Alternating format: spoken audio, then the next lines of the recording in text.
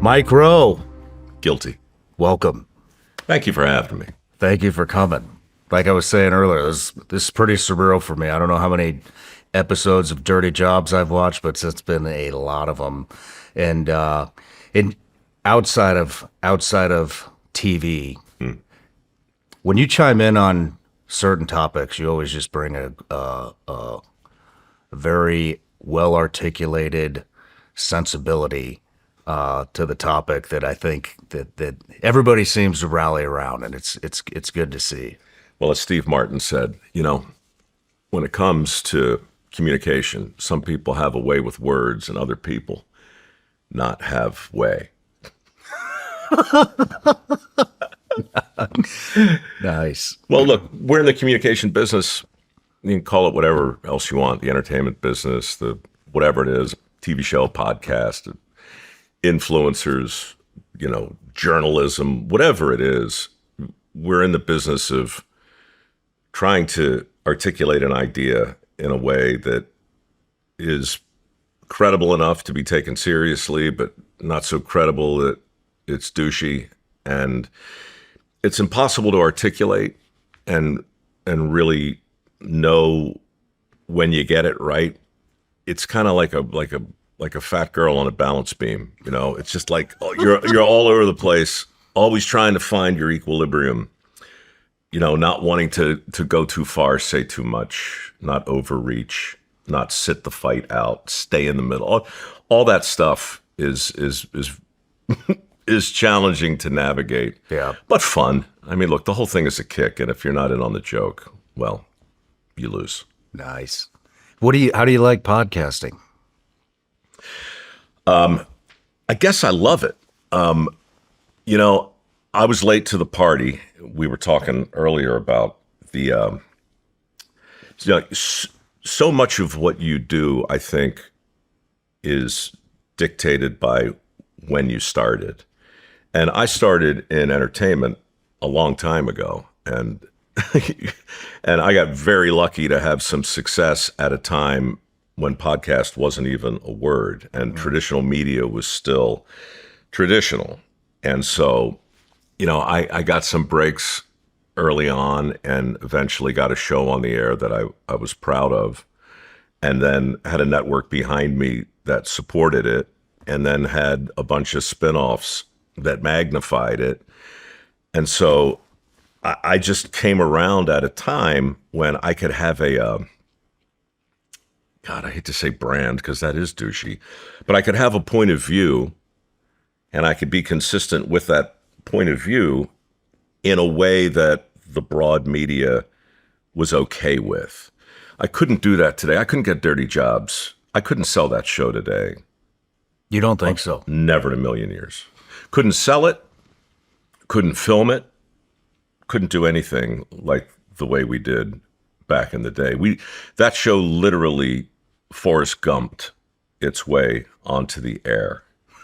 It was deemed off-brand.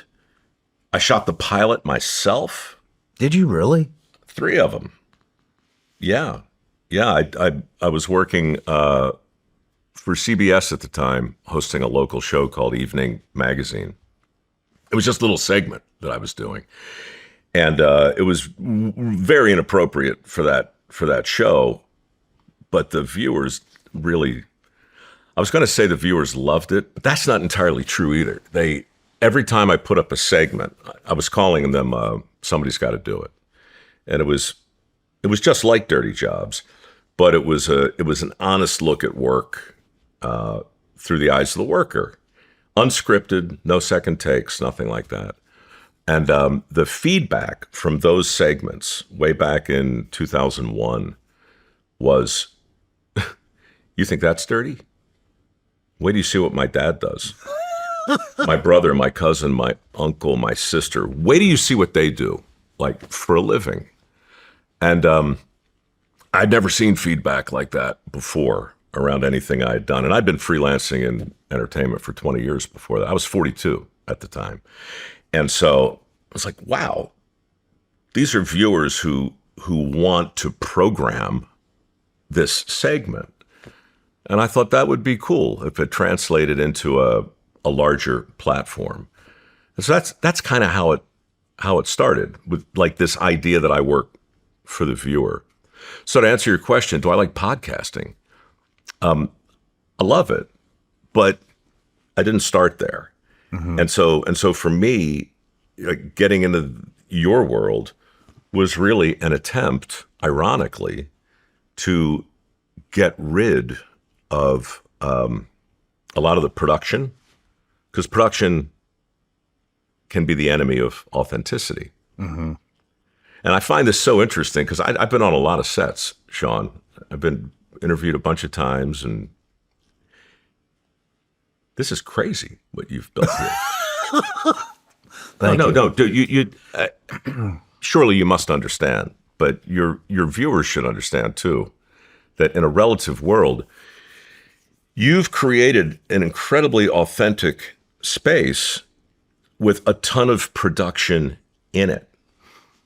1, 2, 3, 4, 5, 6, 7, 8, 9, 10. You got like 13 cameras in here. I filmed dirty jobs with a GoPro in this hand and a couple of lunatics behind me trying to figure out what the shot was. Like, we never did a second take on dirty jobs, ever, right? I had a behind the scenes camera that never stopped rolling because I wanted the viewer to see the business of making the show. And this is the first set I've ever been on where there's so much production that actually doesn't get in the way of what you're doing. Yeah. So there's a compliment baked into all that, because it's a really, really, it's a hard thing to do, to build a home where a guest can feel this comfortable, but still be surrounded by this much bullshit. And I mean it as a compliment. I really appreciate that. I really do. Yeah, when I kind of got into this, it was an accident, to be honest with you. And I was just really, I used to teach weapons and tactics, and I just got so tired of that. And That old story. yeah. And so I was like, well, this podcasting shit seems to be taking off. Maybe I'll take a stab at that. And I am not a conversationalist. I have severe social anxiety, especially back then. But I want to do, I kind of saw, maybe, I don't know if you would call it a hole in the market, but everybody was doing the Joe Rogan thing. And, Yeah. and what I really wanted to do is bring on former colleagues and do a life story and document history and talk about overcoming struggles as a combat veteran and all of that kind of stuff. And then, I was like, the way I want to do it, I want it to be a legacy piece. And I kind of studied, I don't know if I'd say study, but I saw TV, the thing changed, it changes like every 3 to 5 seconds. Sure. And I was like, okay, that must be an attention thing. So I wanted multiple cameras, and I wanted a comfortable set, where you're not sitting erect in front of a microphone, and so that people can really kind of, peel back the onion. I'll let you know if I'm sitting erect. I don't anticipate Right on. anything like that in the next couple hours. But, hey, look, at this point in my life, if it happens, I'll take it as a win. I'm sure that'll go viral. But it's the combination of deliberateness and honesty that gives you authenticity. You're a weapons expert, right? Mm-hmm. That's a very deliberate thing to be. That's a very consequential space to occupy. Don't have a lot of room for mistakes. And when you make one, it leaves a mark, right? Yes. So you bring that sensibility into the communication world. That's interesting. It's thoughtful, but it's dangerous, because if it goes too far, then everybody gets a stick up their ass, and then nobody has an honest exchange. On the other hand, you're so aggressively self-deprecating. You're so, you're in the communication business as a self-described introvert and a terrible conversationalist who has conversations that often eclipse 3 hours. Now, that makes you really interesting to somebody like me. and obviously to the millions of people who are watching this now, because people love to buy things, but they don't really like to be sold anything. And so, if I were interviewing you, which I hope to one day, I would love to talk to you about the way you think about sponsorship and the way you think about endorsements, because I make my living in that space, whether directly or through the podcast or just by delivering a show like Dirty Jobs, which was paid for 100% by advertisers. You and me, we're in the advertising game. And I think being honest about that and being honest with your viewer about that, that's the first thing to do to get permission to talk as candidly as you do about the subjects you approach. And that's fragile and it's valuable. And whatever you've done to navigate that, I really appreciate that. Thank you. I mean it. It's a short list, and it's ever changing. So be careful out there. I will. Thank you. No misfires. No backfires. We've already had a couple. Check the chamber. Yeah. But, well, let's get to you. So I'd love to do a life story on you. And then I'll wait in the car. and then I know we're going to talk about some AI data centers and all of that good stuff. And I can't wait. And the stuff. Dude, I'm so excited. Is this Black Rifle coffee I'm drinking? I think it is. I got it out here. Is it? It might be. I think it is. It's pretty good. It might be Dunkin' Donuts. I don't know. I'll let you know when I have to get rid of it. All right. Because from what I can tell, I'm liable to be here for 5 hours. Let me give you an introduction. All right. Mike Rowe. You're an Emmy Award-winning television host, producer, narrator, and best-selling author, best known as the creator and host of Dirty Jobs. Through the mikeroweWORKS Foundation, you've helped award millions of dollars in work ethic scholarships and become one of the nation's strongest advocates for skilled trades and vocational education. That's fair. You're also the host of the Way I Heard It podcast, where you've interviewed everyone from entrepreneurs to tradespeople to scientists and everyday Americans with extraordinary stories. Throughout your career, you've challenged conventional ideas about success, arguing that opportunity often exists in the jobs many people overlook. Welcome to the show. Wow. Wow. I mean, it was very concise, and I got no beef with any of that. It's very flattering and accurate, if I don't say so myself. Thank you. I'm glad you enjoyed it. I did. I'd like to hear it again. All right.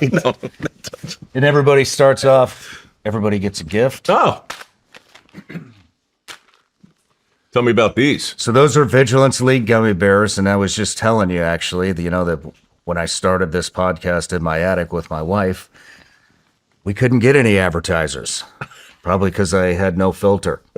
and so we started a Patreon account, and we started selling gummy bears. And we're still selling them to this day. You got to remember your roots. Yep.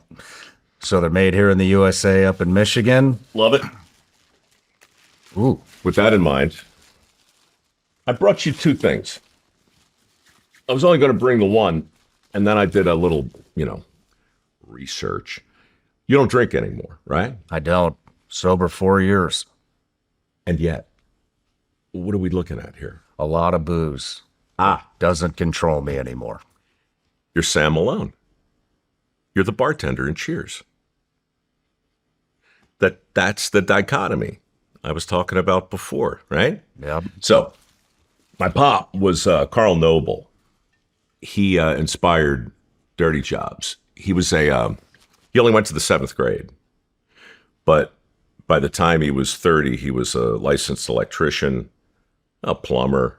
He could take your watch apart, blindfolded, put it back together. Wow. He had the chip, right? Could build a house without a blueprint, that guy. And I grew up on a little farm in Baltimore County next to him and my grandma. And he was the guy. he cast a long shadow, man. He was so smart and so kind. And my earliest memories are of he and my dad, like waking up clean and going out into the world to fix some problem and coming home dirty.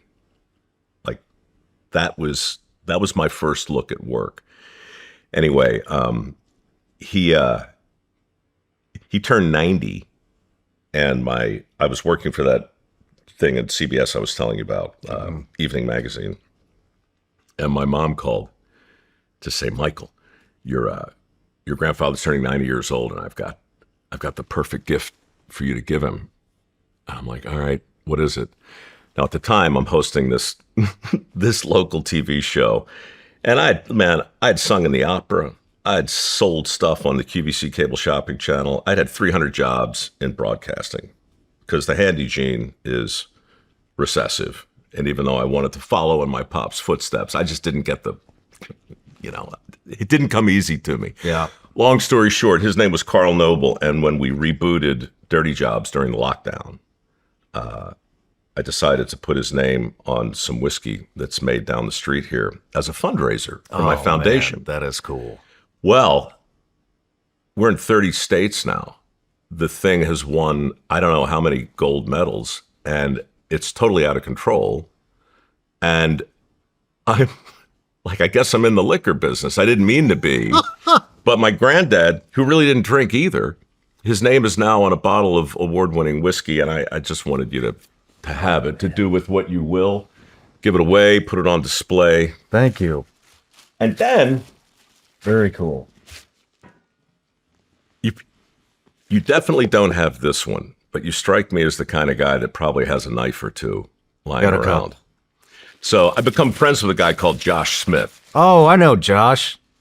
Do you? Yeah. Have you had him on? No, Oh. I've met him at a couple events. This guy came on my podcast a couple years ago and said some really nice things about my foundation. And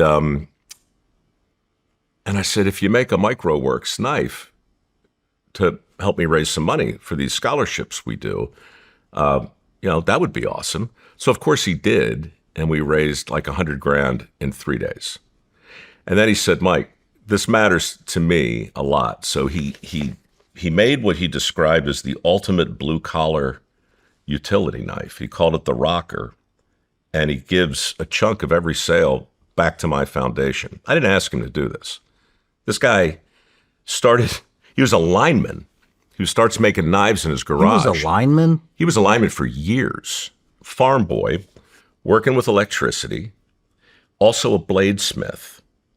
Gets a deal when he's a teenager to go make a sword for a sheik over in Saudi Arabia somewhere. And he does it. Comes back, winds up getting on, what is that show? Forged in Steel or something like that. Yeah. Right? So he gets a little notoriety and decides, I'm going to make the best knives in the country in my garage.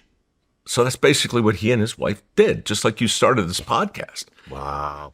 So he opens his facility a month and a half ago. He took it up a notch in the same way you did. Dude, he's got 120 employees.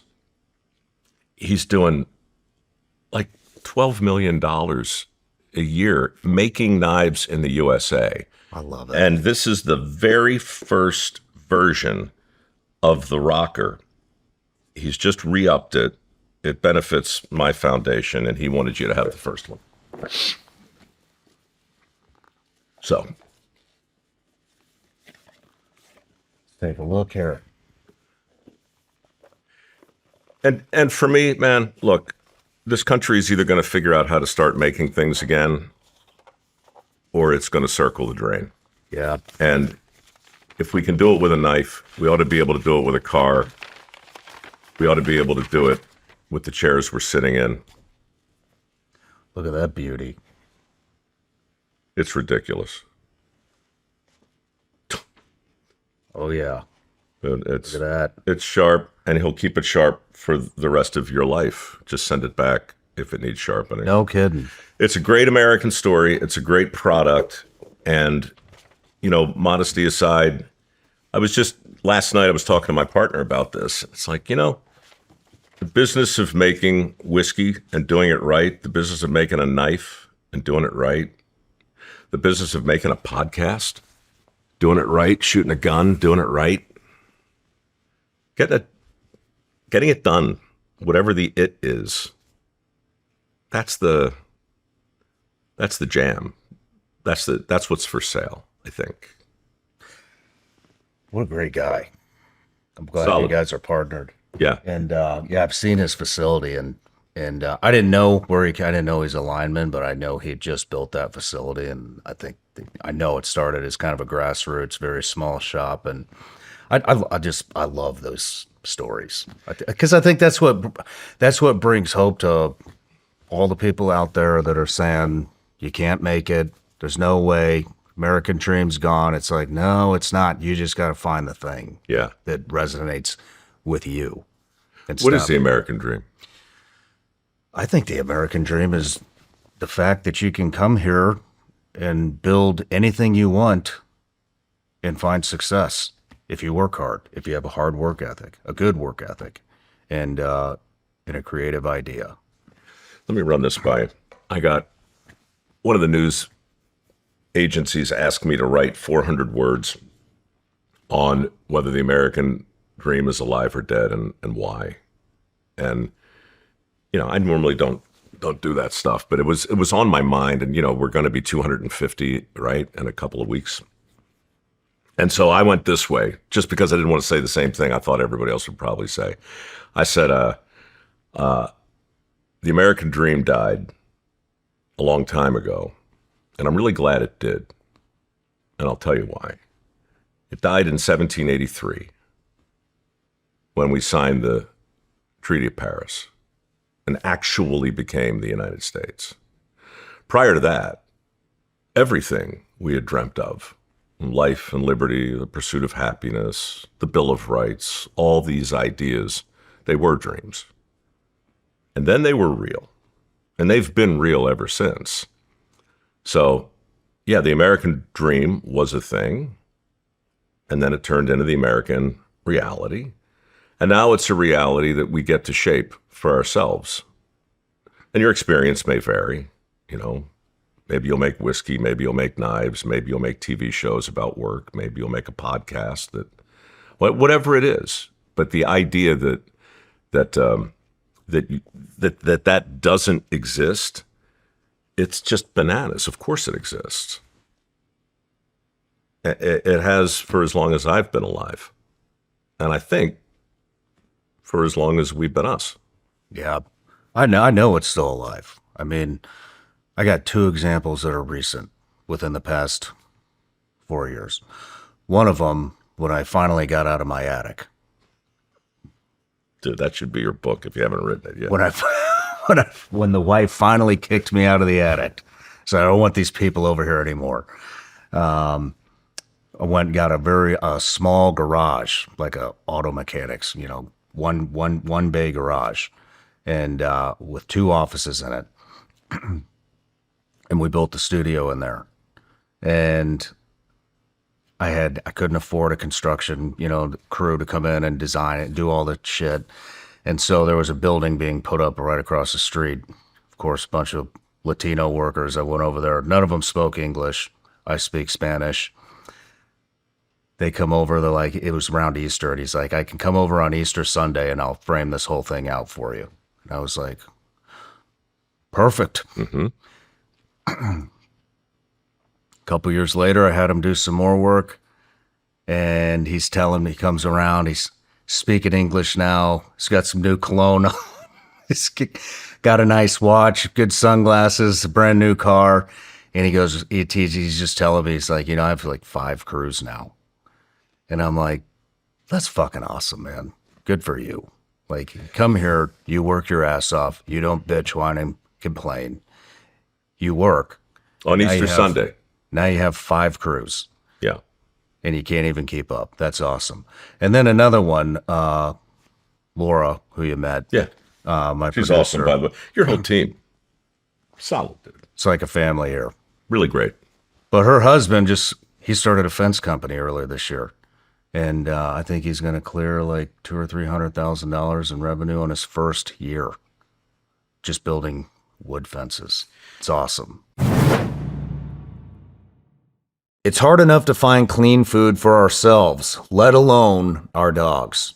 And with a lot of dog food, you look at the label and it's full of ingredients you don't recognize. A lot of kibble is cooked with extreme high heat so it can stay shelf stable and inexpensive. And then brands have to add synthetic vitamins and minerals back in. That's what made Sundays stand out for me and why this is the only food I use for my dog. Sundays for Dogs was founded by Dr. Tori Waxman, a veterinarian and dog parent, and it was created to meet the standard she wanted for her own dogs. Sundays starts with over 80% all-natural meats, then adds superfoods like kale, ginger, and blueberries. No fillers, no nutritional blends, no weird chemicals, just simple, complete nutrition. Stanley has always been a picky eater. We've tried different foods, mixed stuff in, done the whole routine, and sometimes he'd still just stare at the bowl like he was negotiating with us. But after switching to Sundays, he actually gets excited when it's time to eat. And Sundays just launched a brand new fish recipe made with 80% whole and minced fish, including eco-friendly invasive carp sourced from American rivers. A lot of dogs naturally prefer fish flavors, so it's a great option if your dog is picky like mine. It's also packed with omega-3s to support healthy skin, shiny coats, joints, and brain function. And it's easy. No fridge, no freezer, no prep, no mess. Just scoop and serve. Make the switch to Sundays. Go right now to sundaysfordogs.com/SRS50 and get 50% off your first order. Or you can use code SRS50 at checkout. That's 50% off your first order at sundaysfordogs.com/SRS50. sundaysfordogs.com/SRS50 or use code SRS50 at checkout. Is this for Patreon? Or Yeah, is this is for Patreon. We got a couple questions for you. Hit me. TJ Smith. Mike, you often champion skilled trades as a path to opportunity. How can young Americans entering blue-collar careers today realistically achieve financial stability, a healthy family life, and a promising retirement when the cost seems to demand more hours, more overtime, and less time at home? I would start by saying that virtually everyone who is working in the trades through my scholarship is mid-six figures. They're killing it. Not everyone, but it's not like the challenges you're going to face as a young person getting started are the result of the trade. People hate to hear this.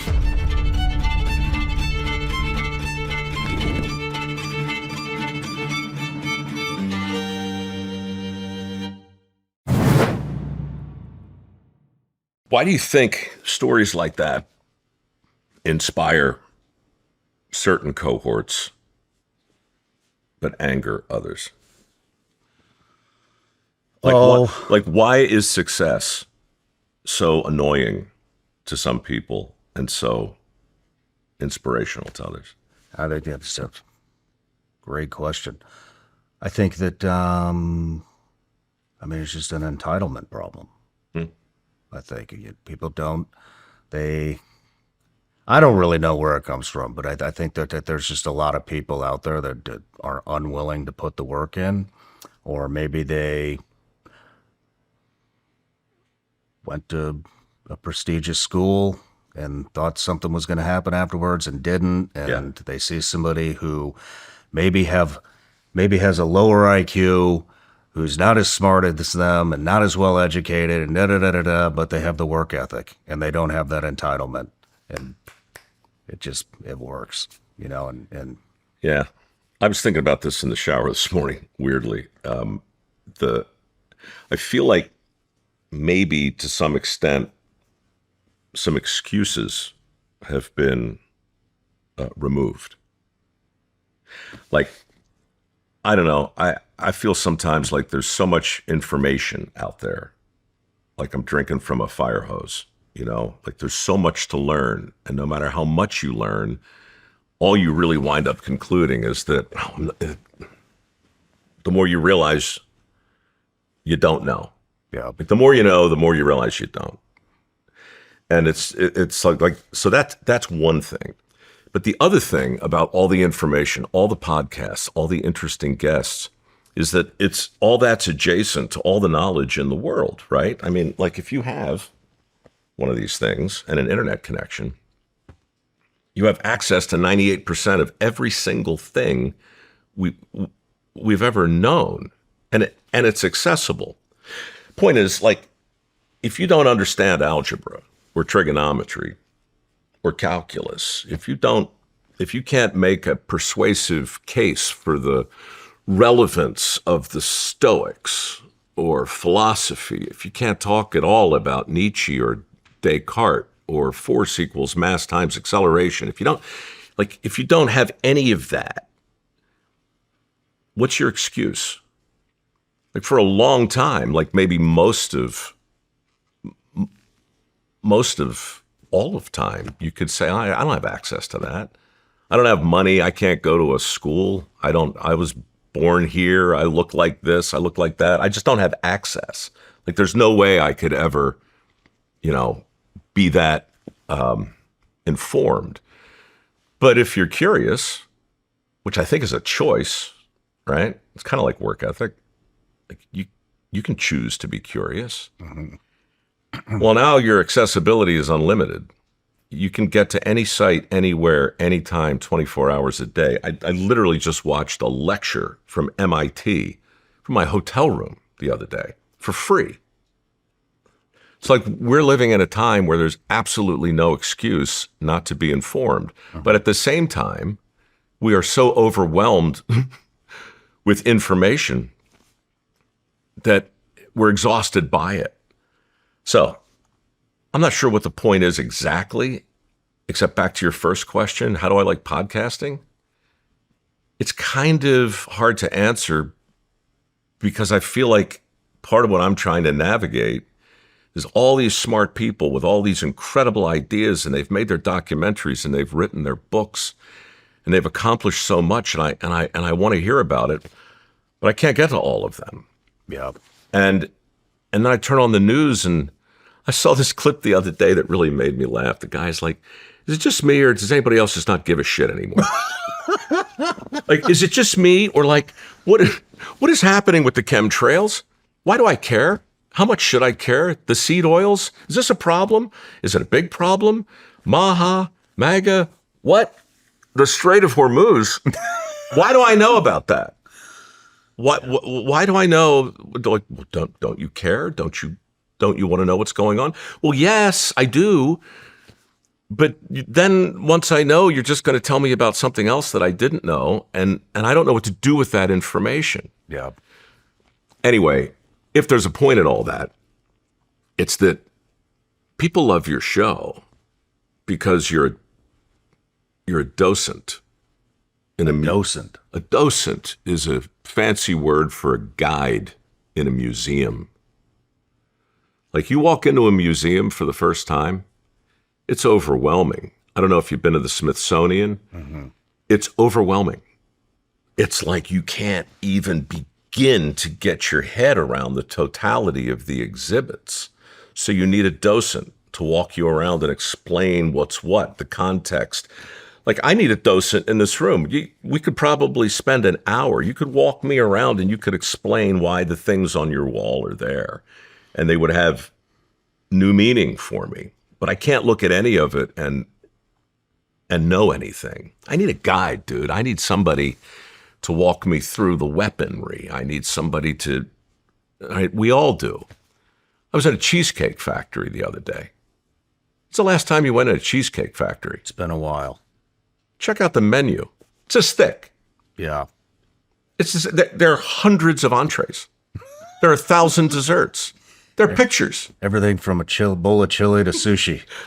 There's an index in the menu. There's a table of contents. Because the menu's so big, you need a docent. You need a guide to fit. I just want a cheeseburger. Well, what kind? On page 34, you'll notice you got the Wagyu, you got the. I think people are exhausted by the amount of information and aware that they're never going to be able to process all of it. And on the other hand, I think people are embarrassed by their own ignorance because there's no excuse for it. And somewhere in between, this place called, I call it Podcast Landia, this mythical kind of Narnia evolved, where docents and guides have appeared to help us make sense of the inexplicable. It's a good point. Couple things. The coolest thing in this room is that sword up there. That's from a 100. He's going to be 103 this year, I believe. Up there? Yep, that sword up there. 103-year-old World War II veteran. His name's Don Graves. He was a flamethrower in Iwo Jima. And he came in and he saw all this stuff. The majority of this stuff is not mine. It's from guests that have been on the show. And so he said, "Oh, I have something for you." And he sent in that sword that he took off a Japanese Is that a sword. Japanese, Yep. the mandatory one they carried for the, what's the name? Is seppuku? I can't remember. I think it's seppuku or something like that. But so he was on Iwo. Yep. Another thing, so you had just mentioned there's so much info. You thought you knew so much from all the information that you've gathered that it made you realize you don't know anything. Yeah. That's where I'm at. Pretty recently came to this conclusion. I mean, after 5 years of building this, I thought I knew who our biggest enemies were. All these things, right? All the stuff in tech, and I was building this, thing of knowledge. Little monument to yourself, maybe? Yeah, and then everything I thought I believed in and was for has been the complete opposite, and it just made me realize, Shawn, you don't know shit, nothing. Well, When did you arrive to that conclusion? oh, I have a version of it every day. The Greeks have a great word for it. They have two great terms I love. The Greek word for discovery is anagnoresis. And Aristotle writes about it a lot when he tries to define what makes a plot good, right? Plots are driven forward by discoveries.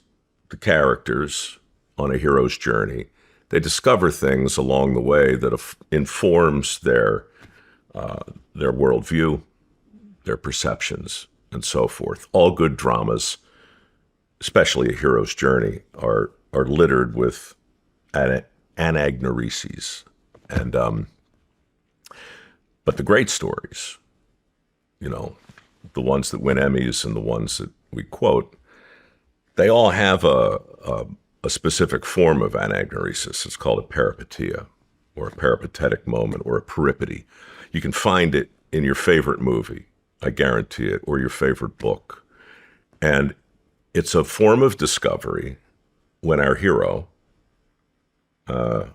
realizes that everything he thought he knew was wrong. It's literally the realization that changes the course of the narrative. And remember, Aristotle, he defined a tragedy as the moment in a narrative when the hero comes face to face with the undeniable and inescapable truth of his own reality. So these peripeteias, if you look for them, you'll find them everywhere. Like the most famous one is probably in Oedipus Rex, the famous king who discovers through the story, through anagnoresis, a great many things about life and leadership and war, And among these discoveries is the fact that he really enjoys the company of older women. And so he, of course, famously marries one. And the plot goes along, and Oedipus is the king, and then in Act 4, I think, he has his peripeteia when he realizes his wife, with whom he's had several children, is his mother. Now, when you realize your wife is also your mom, your narrative goes in a different direction. Okay? This is why people still quote Oedipus today. It's why, like if you watch The Sixth Sense, like Bruce Willis, the whole movie is anagnorisis. Oh, he's a psychiatrist, and there's this little kid, Cole. Poor Cole's, he's got mental problems. Why? Well, he sees dead people. And the plot unfolds, and it's wrapped in mystery, and pretty soon Bruce discovers that this little kid is pretty great. And in fact, you know what? Maybe he's not crazy. And in the end, he has his peripeteia when he realizes, A, the kid really can see dead people, and B, the kid is looking at him. Ergo C, he's dead. And when you realize you've been dead the whole movie, and you're the hero, changes the directive of the narrative. Yeah. So maybe you had a peripeteia. Maybe you realized everything you thought you knew or believed in just kind of shit the bed, and now maybe you got to figure out, what do you do about that? I don't know what the hell you do about that, but Well, starting over. this is why God gave us a sense of humor. It's why he gave us a sense of curiosity.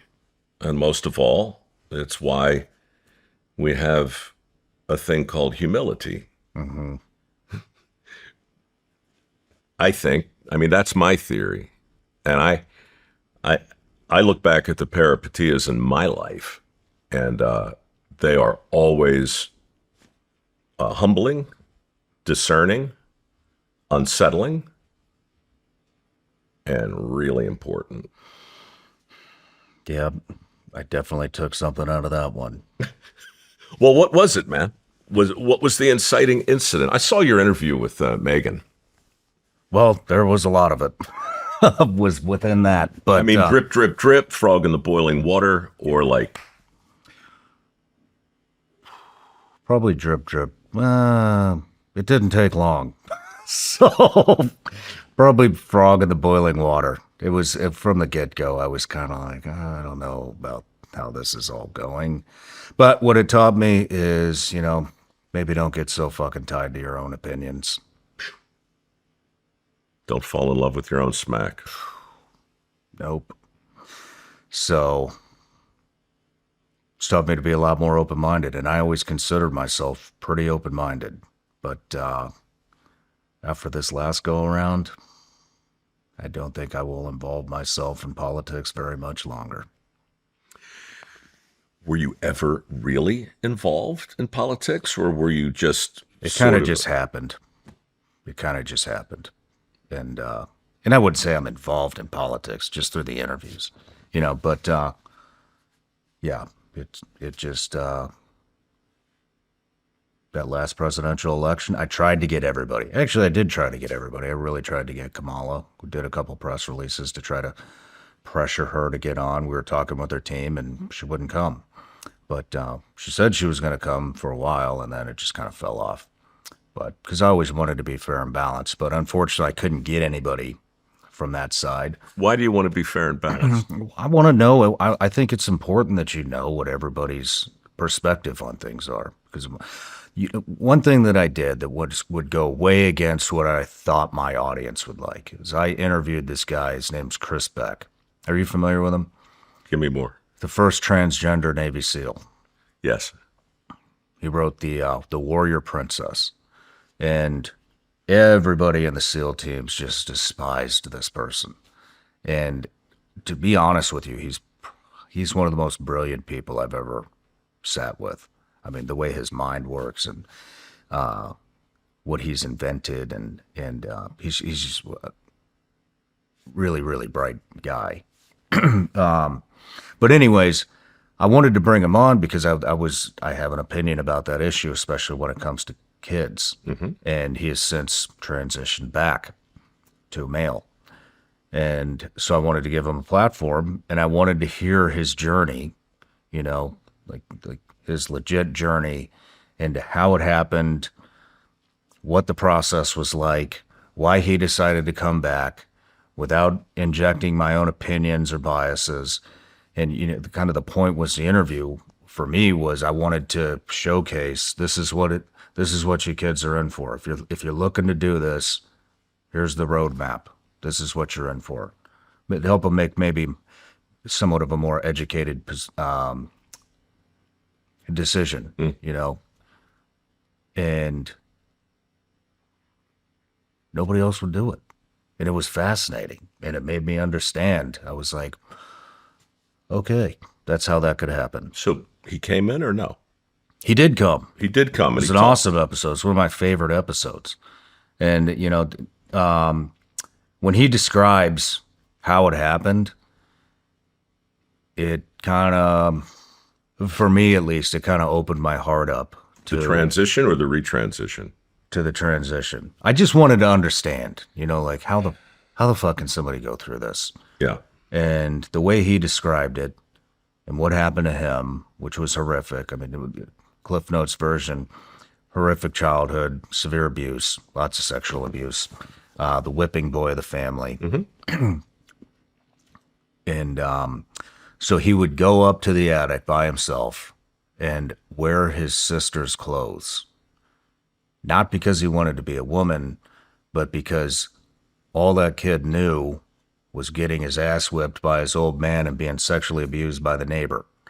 And so he just wanted to feel like he was somebody. He just didn't want to be him because he had no happiness. He just lived in fear and dealt with severe trauma from a very young age. And so he'd go up to the attic and he'd try this fucking dress on, and he would pretend that he was his sister because his sister was like the golden child of the family. And it wasn't a dress, obviously. It was armor.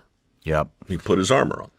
So fast forward, then he becomes a Navy SEAL, has all that trauma to deal with, gets hooked on cocaine, he's riding with the Hells Angels, starts going to therapy to clean it up, tells the therapist, you know, if you've ever done therapy, you know you're going back to childhood, and tells the therapist about the dress when in his childhood, and she is an activist, and there it is. You want to be a woman, you want to write a book, you want to do this, you want to do that. And he wrote the book, High on Drugs, and while he was high on drugs, she slipped him an NDA, or not an NDA, a contract. He signed over the rights to the book to this therapist. Anyways, so that's how it happened. And when you think about it, well, it wouldn't be the direction I would go. I can at least understand, like, fuck, man, you've been through some horrific shit that most people will never understand. And this is a path that you kind of got coaxed into. And now you're back. Whether you came back or not, though, I could still understand. Yeah. You know, like, okay. Because, you know, it feels to me sometimes like people think in order to understand a person, they have to understand their circumstances. But you really don't. Like, if you understand anagnorisis and the hero's journey, if you understand peripetia, and if you can find one in your own life, it's a lot easier to see them in other people's lives.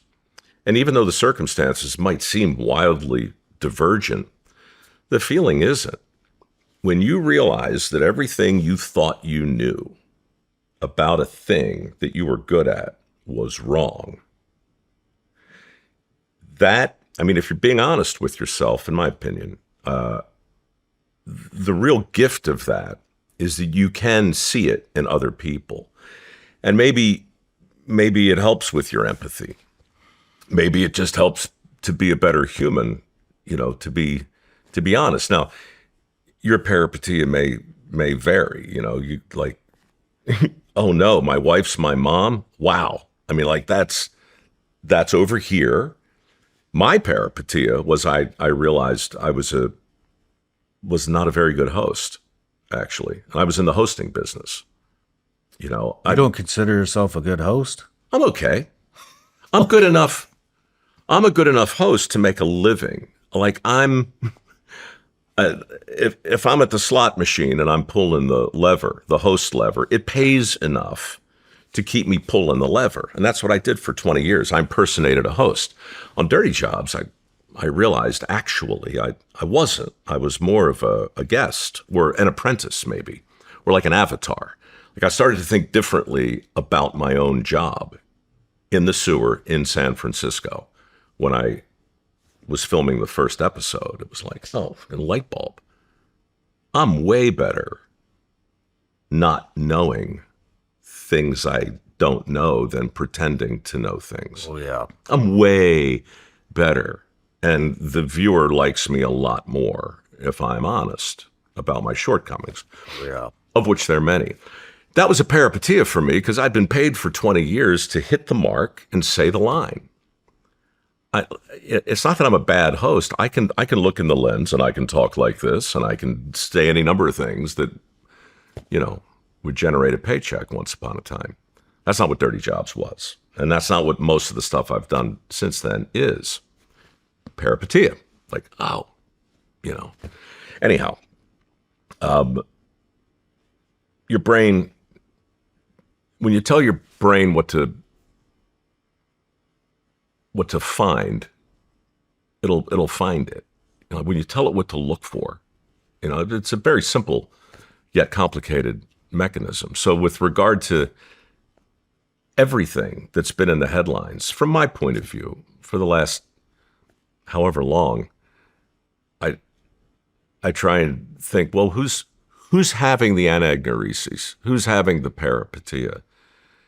And right now, I think, God, man, that's part of the, back to your first question, how do I like podcasting? Well, I love it because it's filled with these peripatetic moments, and a lot of people are writing books and telling stories, whether they know it or not, that kind of hinge on that moment. Chris Beck certainly did. Mm-hmm. I mean, that book is Peripeteia 101.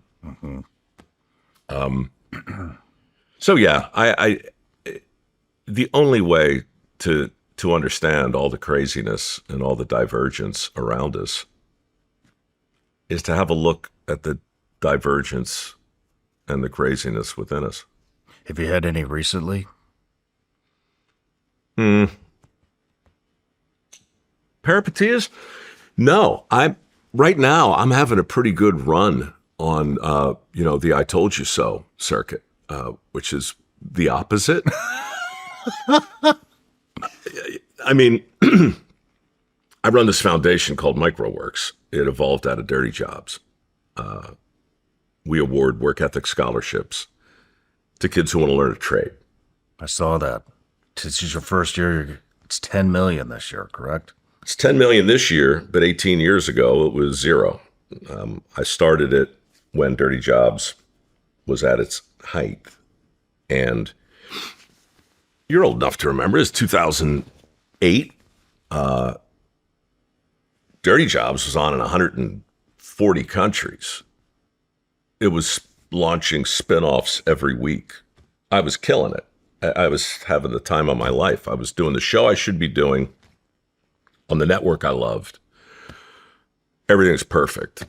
The country went into a recession, and every morning there are these headlines about the number of people who are out of work. 6 million, 8 million, 10, 12 million people.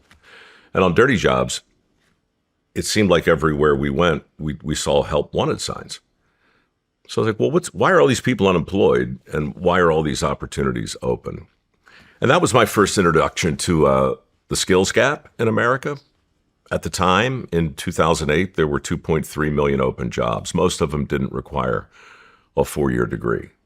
No, they required training and people who were willing to show up early, stay late, and work, And I would go out after most of these shoots with the people who invited us in. We'd have a beer, we'd talk about the day. And a lot of these guys were, small business owners, men and women. And I would ask them, what's the biggest challenge you have to make a go of it, whether it's whiskey or knives, or like, what's the sticky point? And it was always that. It was finding that person who wanted to master a skill and apply it. Anyhow, mikeroweWORKS was an attempt to shine a light on those jobs that were open, because those industries had been very good to me. And it grew from there. Fans of dirty jobs built a massive trade resource center online. It was like zip code by zip code that hooked people up to jobs that were available right in their area. And this was kind of alarming because the headlines, remember, were like, there are no jobs. All these people are out of work. And so there's this idea, which is really like an artifact, I think, from the Great Depression, that the way to get rid of unemployment is to create more jobs. But that doesn't quite line up because there were 2.5 million open jobs in 2009 when 12 million people were out of work. Today, there's 7.5 million open jobs right now. Are there really? 7.5 million. Most of them don't require a 4-year degree. They require training and a willingness to work. Also, quick sidebar, but outstanding student debt is $1.7 trillion. Most of that's held by people who went to university, many of whom didn't graduate, but got the debt nevertheless. You've got 6.9 million men, able-bodied, who are not only not working, they're not looking for work. And that's never happened, dude. Not in peacetime, anyway. And maybe you could argue we're not exactly in peacetime, but you got 7 million guys not working. You've got 7.4 million open jobs. You've got $1.7 trillion in outstanding student loans. We're still telling kids that the best path for the most people is the most expensive path. And we're lending money we don't have to these same kids who are never going to be able to pay it back to train them for a bunch of jobs that don't exist anymore. It's bananas, stupid. Yeah. So mikeroweWORKS became an attempt to just cry foul on all of that and make a more persuasive case for the jobs that we do have. So flash forward, I was kidding about the victory lap, but a lot of what I was arguing back in the day has come to pass. I went to Congress twice to talk about the need for a national effort to reinvigorate the skilled trades. My basic argument was, look, you have to prove to this generation that you can make 6 figures working with your hands.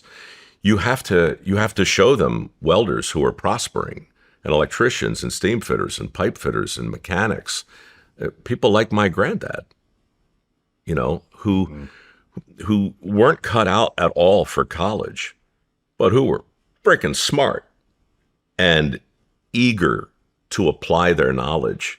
Like you've got to find that kid and you have to show them this path because that's the right path for them. And right now, look, we took shop class out of high school. It had to be the dumbest thing in the history of modern education, right? So we set the table in a really jacked up way. And today we have a colossal imbalance in the workforce. Most people simply don't realize how bad it is, but not a week goes by. I'm not even exaggerating that mikeroweWORKS doesn't hear from the leader of some consequential industry or the CEO of a big company or some elected official who is really like ringing the alarm bell, worried about the skills gap. Blue Forge Alliance, the company that oversees the maritime industrial base, I'm sure you're familiar. They're 15,000 companies who are collectively charged with delivering our submarines, our nuclear-powered subs. 2 Columbia, 1 Virginia class a year. I think it's a 2+1 cadence. I might have them reversed. But it's a massive undertaking. We need 3 a year. They called. They're like, we're having a hell of a time finding welders and electricians. Can you help? I said, maybe. How many do you need? 400,000. 400,000 welders? Holy shit. In the next 8 years, they need to hire 400,000 skilled workers. Many are welders. The shipbuilding industry, China built 1,000 ships last year. We built 3. Yeah. Right? Rare earths, critical minerals, we can get into all that stuff too, but the front line of this is skilled labor. The data center thing, dude, Larry Fink, who runs BlackRock, told me that the companies in his portfolio alone needed 300,000 electricians.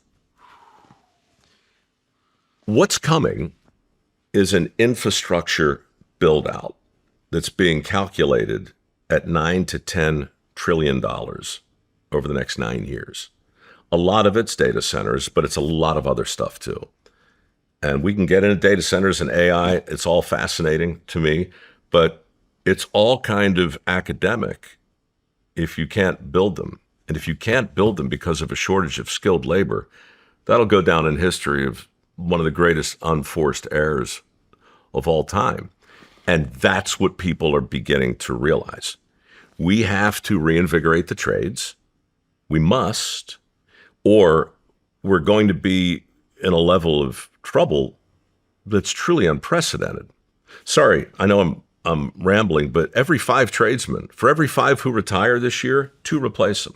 That's what I was going to ask. Do you have any idea how many welders there are in the U.S. right now? I can tell you that whatever the number is, we need 400,000 more. I can tell you we're underwater. Like, it's worse with electricians right now. I was in Plano, Texas, a couple months ago, got a tour of a data center. Been talking about them for a while, but I hadn't really seen one up close. Oh my God. I mean, amazing. Kind of terrifying, but also kind of awesome. Enormous. I ran into 3 electricians, all under 30, all making north of 240 grand a year, all debt free. Now, here's the craziest part. All 3 had been poached 3 times in the prior 18 months. Now, does that mean that's going on in Sacramento and Phoenix and Tallahassee and Bangor? I don't know, but it's going on in Plano, and it's happening in different areas. The shortages are so acute that the companies don't have time to train. They have to poach. And so, great news for an electrician, but it's a little weird for the economy overall. So long story short, this issue has been in front of me for years, and it evolved organically out of dirty jobs. And now I'm back in D.C. because the Department of War got the memo, and they're going to launch a big campaign in the next couple of weeks. I'm going to be in it. It's going to be called Build Freedom, and we're going to try and make a more persuasive case for these jobs that exist in the industrial base. I just sat with the president of Meta yesterday in front of Maria Bartiromo to announce their initiative. It's called America's Workplace Academy. Dude, these guys are they're in 4 states. They want to be in all 50, but the pilot program is an appeal to anybody who wants to learn to be an electrician or a fiber optic specialist. These are all in demand. They're paying you to learn. It's a 5-week accelerated course. You're guaranteed your certifications. All your expenses are covered, travel, everything, and you're guaranteed a job on the other end. Wow. Now, that's what's going on in workforce. And you can go down the list. Meta's one company. You look at Lowe's and Home Depot and Ford. You look at Wells Fargo, who supports my foundation. A bank has become the biggest supporter of my foundation and not a traditional, like, blue-collar company. Why? Because they know. They know what's coming. They've done the math. It's a problem. Wow. This episode is sponsored by BetterHelp. We talk about mental health more openly now, but asking for help can still be hard. A lot of people believe therapy is a good thing, and they'd encourage a friend to get support. But when it's them, they hesitate. BetterHelp's 2026 State of Stigma report surveyed 2,000 Americans and revealed that 85% of Americans believe getting support is wise. Yet 74% say society discourages people from doing so. That gap matters. We know support helps, but stigma keeps people from taking the first step. BetterHelp is the world's largest online therapy platform. With over 30,000 fully licensed therapists in the U.S., they've served over 6 million people globally, and they have an average rating of 4.9 out of 5 for a live session based on over 1.7 million client reviews. You start with a short questionnaire, and BetterHelp does the initial matching work based on your needs and preferences. And if the therapist is not the right fit, you can switch to a different therapist at any time from their tailored recommendations. Don't let stigma stand in the way of support. Start therapy with BetterHelp. Sign up and get 10% off at betterhelp.com/SRS. That's betterhelp.com/SRS. I know you've been beating this drum for a long time, but when did you, I mean, this was way before AI and all this other shit was even on the radar. So what was the first inkling that you got that you were like, this is going to become a problem? Well, on a personal level, I become friends with the guy that built my house. And I think the youngest guy on his crew was 55. And so I started talking to general contractors, in the construction game, just to say, how do you recruit? How do you keep them? How long do they stay? What are the barriers? And it's just shocking. Look, this whole thing, the sheer numbers are a problem. The demographics are a problem. You don't need to be an economist to know that 5 out and 2 in is no bueno. But it's the stigmas and the stereotypes and the myths and the misperceptions that have kept a whole generation of kids from really looking at these jobs.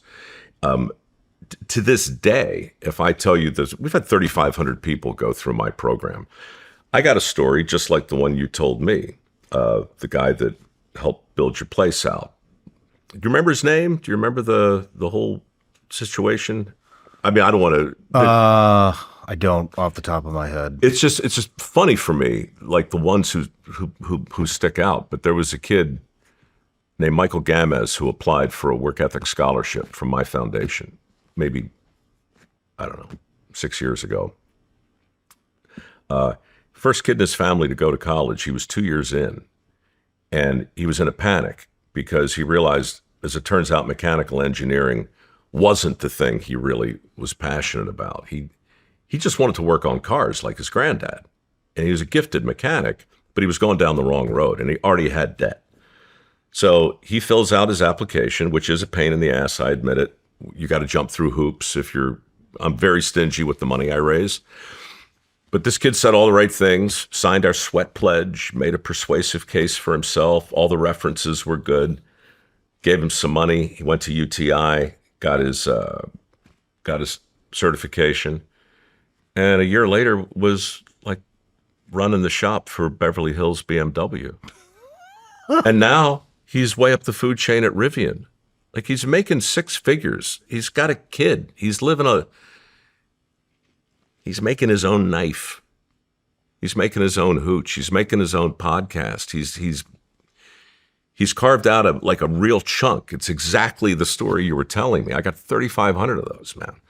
So, yeah, I'm talking to the Department of War and Meta and Ford and a lot of people at the grown-up table. And I'm telling them all the same thing. It's like, you've got employees who are like Michael Gamez.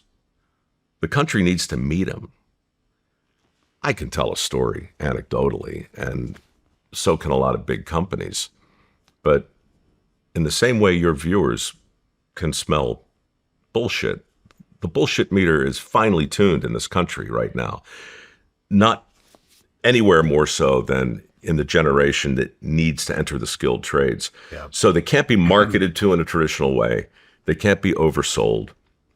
The good news is there's a persuasive case to be made, and there's plenty of evidence, and the evidence demands a verdict.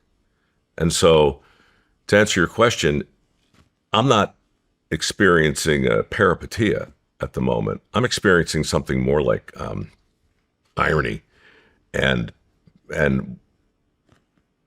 the surreal moment when the headlines catch up to your own smack and make you relevant in ways that you didn't totally anticipate. Yeah, maybe that you didn't want to happen. No, I'm good. I'll take it this time. I want this. I want it. I'm proud of my team. I'm proud of my partners, and I'm really proud to have a seat at the table. You know, and if that's what Dirty Jobs was for, and look, I love that show, and I loved every moment of it, really, but it's just a show. Shows come and they go, and people remember it fondly, and I'm happy for that. But it launched this thing, and it gave me permission to sit with the Secretary of War and the Secretary of Labor and the Secretary of Energy and all the cats who are now paying attention. That's a kick, good. man. What I meant is maybe the situation that we've found ourselves in right now, not what's happening for you and your foundation, but just the situation in general, because I feel like it's pretty fragile. When has it ever not been fragile? True. I mean, in this way, it is a little unnerving because an out-of-balance workforce is a problem.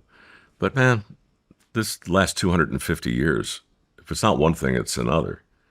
If it's not a civil rights problem, it's an infrastructure problem, it's a corruption problem, it's a fraud problem, it's a trust problem. We've had problems. We've had the same problems for a long time. I think maybe they feel a little elevated right now. Yeah, I would say that's that's a good description. A little elevated, a little amplified. So what is it that you and the Department of War are going to do? Well, their objective is to make a more persuasive and more honest case for a couple 100,000 jobs that are wide open in the DIB. That's the Defense Industrial Base. And my suggestion is to visit the companies, consequential companies that a lot of people probably haven't heard of, that are really anxious to hire and have great AI-proof six-figure jobs that they're trying to fill, that I call them jobs of consequence, you know, like a chance to work on the kind of tech that I think is going to define the future for the country. So maybe it's Anduril, maybe it's Palantir, maybe it's a company called Hadrian, maybe it's Apex. They're making satellites in a mass-produced way. Bit of a game changer. Take the satellites out of the sketch, and there's no strategy. There's no warfare as we understand it today, anyway. So introducing people to some of these companies. There's a company called Mach who I'm going to talk to in a couple of weeks.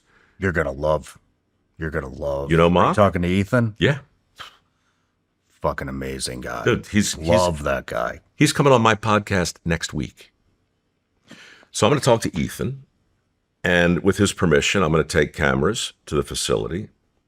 I want the country to understand what that brilliant 22-year-old is doing. He's got his hands on something really important. And I know you know this. There's an ecosystem of people under 40 who are running companies and doing things that are so freaking cool. They're just cool. And those opportunities need to be presented, not sold, because nobody wants to be sold anything, but people want to buy into something that matters. And so, yeah, I'm looking for companies like that. I'm looking for entrepreneurs like him that are creating jobs like the ones that are AI-proof and six-figure-ish. And then I want to tap the country on the shoulder and go, hey, get a load of him. Get a load of her. Look at what they're doing. Can you see a future in there for yourself? No wrong answer, but at least look at it. You know, because if you can't see it, you can't even process it. That was the crime of taking shop class out of high school. It didn't just build a detour for a lot of kids who could have entered that vocation. It removed the work from sight. So just a guy like me who was going to get in the entertainment business, just walking from math class to English class, I could stick my head into a wood shop or a metal shop or an auto shop, and I could see something going on that looked like real work. That went away. They had a whole education of kids who weren't even exposed to anything like it. Man, I mean, you see a lot of kids now that you can't even change a light bulb, but what? So what is the Department of War going to do? That's what because I have a suggestion. I mean, there's all these military jobs that are also going to go away. Pilots. I mean, pilots have been on the chopping block since I was at war back in 2005. Mm-hmm. We had drones back then. Now it's all going to drones. You don't need drones. You don't need boat captains. Or I mean, excuse me. You don't really need pilots much anymore. You don't really need boat captains. I mean, the AI is handling a lot of these kind of things. Why don't we just start manufacturing our own shit from within the military and start instead of, hey, recruiting for pilots, recruiting for whatever the job is that AI is going to replace. Why don't you recruit for fucking welders and plumbers and metal workers and all of that? Why don't they do that? And then those people get out, and then they go into the economy, and it just fucking works. That's what this is. This is not a be-all-you-can-be pitch to join the Army or the Navy or the Marines. This is not that. This is more, look at the massive civilian infrastructure that serves those endeavors. You never meet the people who are most responsible for making the hardware, or in other adjacent industries. That's where most of the action really is. That's where most of the work really happens. Most people, they can aspire to be a pilot, and it's a good point. You can see what's going to be downsized. You can see what's going to change, but like the work that's not going to, electricians are not going to go away. Plumbers are not going to go away. Welders are not going to be replaced, not anytime soon, anyway. So, yeah, I can't speak to what the DOW is going to do specifically within that vertical. I can only tell you that after going to Congress multiple times and making this case to multiple administrations, you can still find an open letter from me online to President Obama in 2009, right after I launched this thing. I've offered every administration, for what it's worth, just so you know, we're doing this and it's working. Should you ever get to the point where you're on the same page, let me know. I consider myself a patriot. I don't care who's in office. I want to help.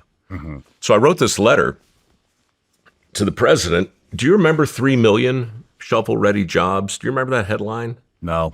All right. So in 2009, that was the pitch. There was a big infrastructure pitch, and President Obama had pledged to create 3 million shovel-ready jobs. And I wrote him a letter that you can find today. And I just said, look, man, I'm rooting for you. I love it. Remember, Dirty Jobs is killing it at this point. And I'm out there and I'm saying, I'm not an expert, but from what I've seen, and I have had a front row seat for a while to a lot of this, I don't think you can, I think you're going to have an easier time filling these positions if you're talking to a country who feels enthused about picking up a shovel, right? And if you're assuming that shovel-ready jobs are just going to be filled because you create them, I'm afraid you're going to have a hard road, right? So that's my message. A year ago, I was at an energy conference in Pittsburgh, convened by Dave McCormick, who I know you know. Senator McCormick does this, right? All the cats are there, man. 35 CEOs, the president of the United States, they're all there. I'm on a panel with Howard Lutnick, secretary of, what the hell am I doing on a panel with this guy? But That's what I meant. I get invited to these things now. So I'm sitting in the room with the CEOs and the President of the United States, and they're talking about the commitment to Pennsylvania that needs to happen to usher in this giant infrastructure build out that's absolutely positively coming. I'm in the room, Shawn, when the CEOs pledge $94 billion to Pennsylvania alone to get this thing going, right? And when it's my turn to talk, I say, well, look, I'm rooting for you, Mr. President. I am. I'm always rooting for you. And this reshoring, this reindustrialization that's on everybody's mind, this building things in this country again, knives, whiskey, podcast, whatever, right? I'm for it. I am all for it. But the 2 million jobs you're talking about creating in the manufacturing sector, I gotta ask you, what about the 480,000 open positions in manufacturing right now? If we can't fill those, how are you going to fill these? So it's a math problem, which is weird because I'm not a math guy, but that's been my question to every CEO I've met in the last 20 years and every elected official who has called me up and put their arm around me and said, hey, it's great to meet somebody who thinks like you. We can work together. Great.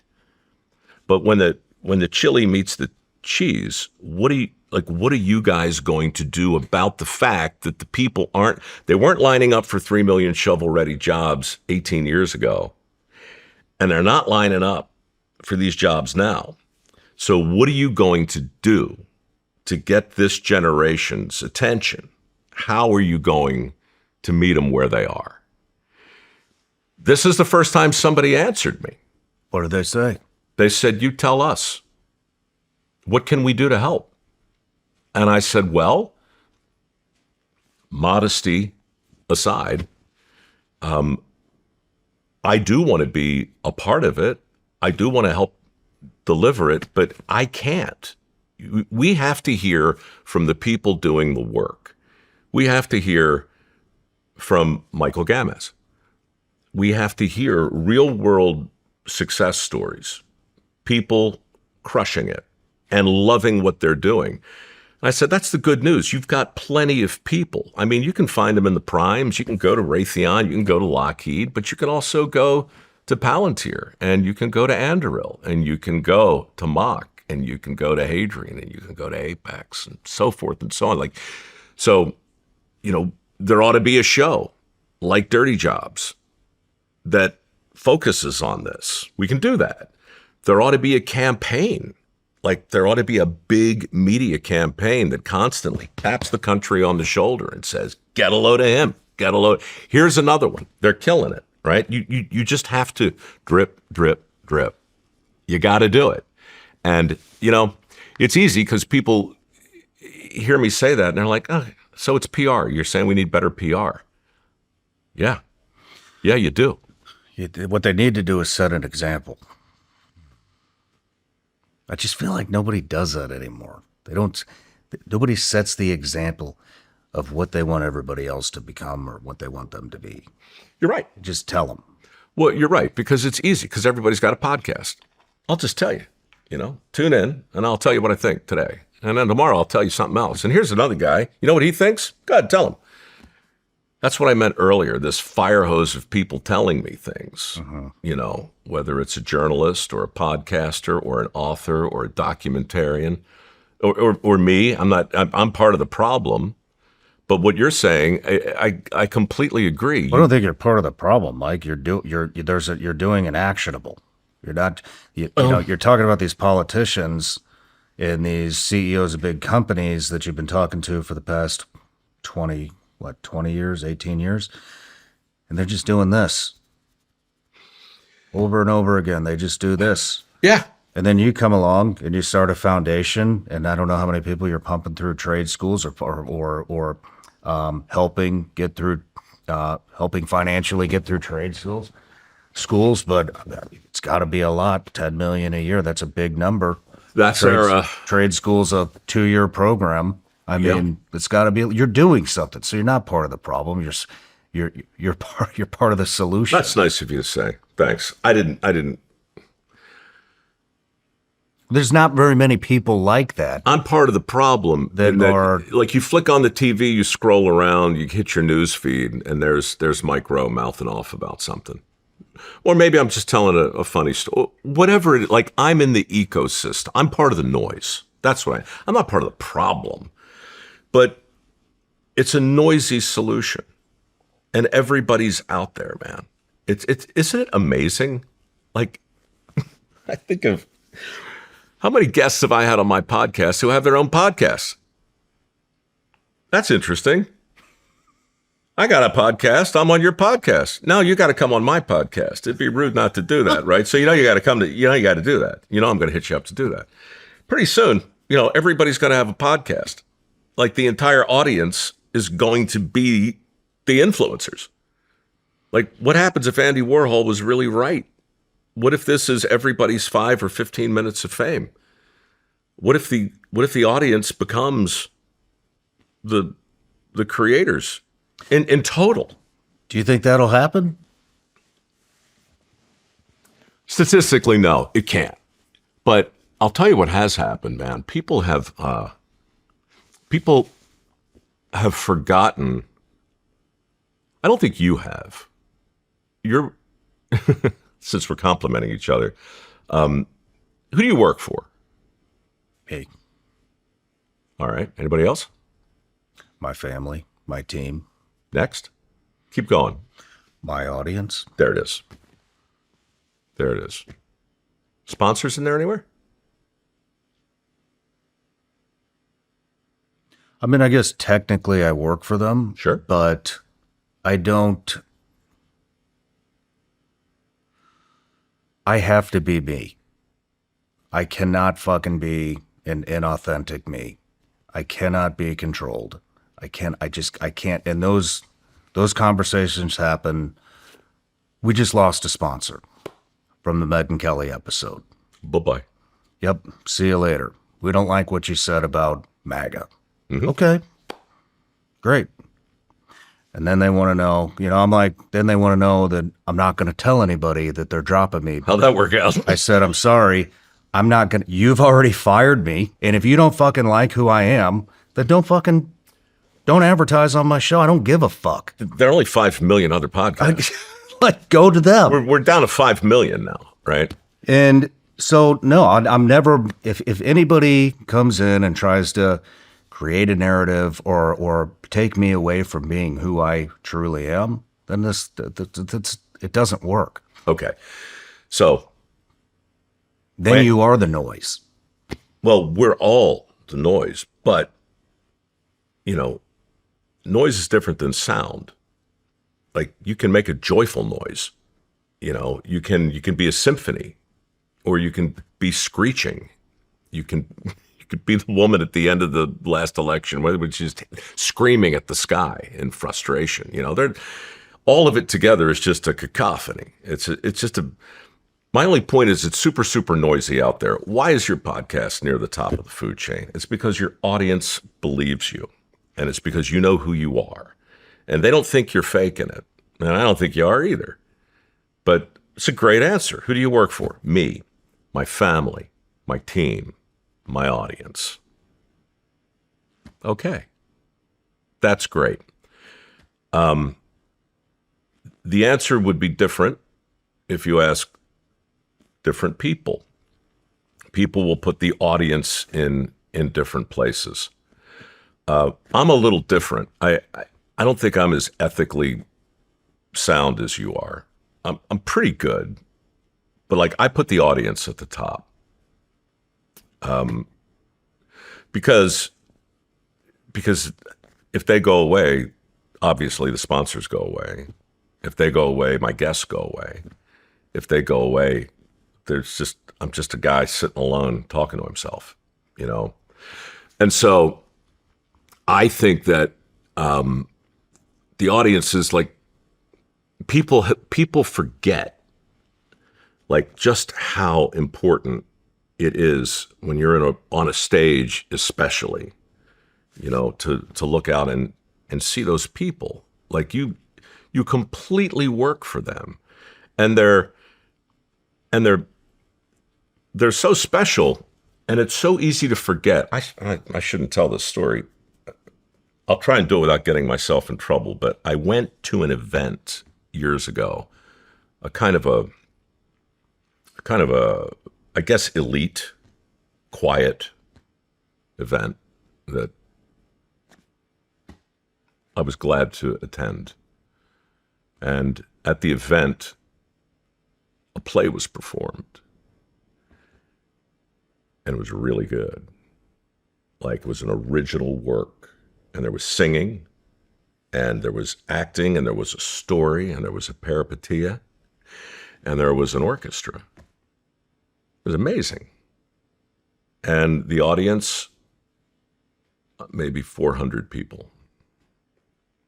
And at the end of the performance, the authors took the score and the script and threw it in a bonfire. Gone. Never to be performed again. Interesting. Fascinating. And my first thought was, man, that's just so indulgent. Like, why would Mozart throw away Requiem? You do it once. What just happened?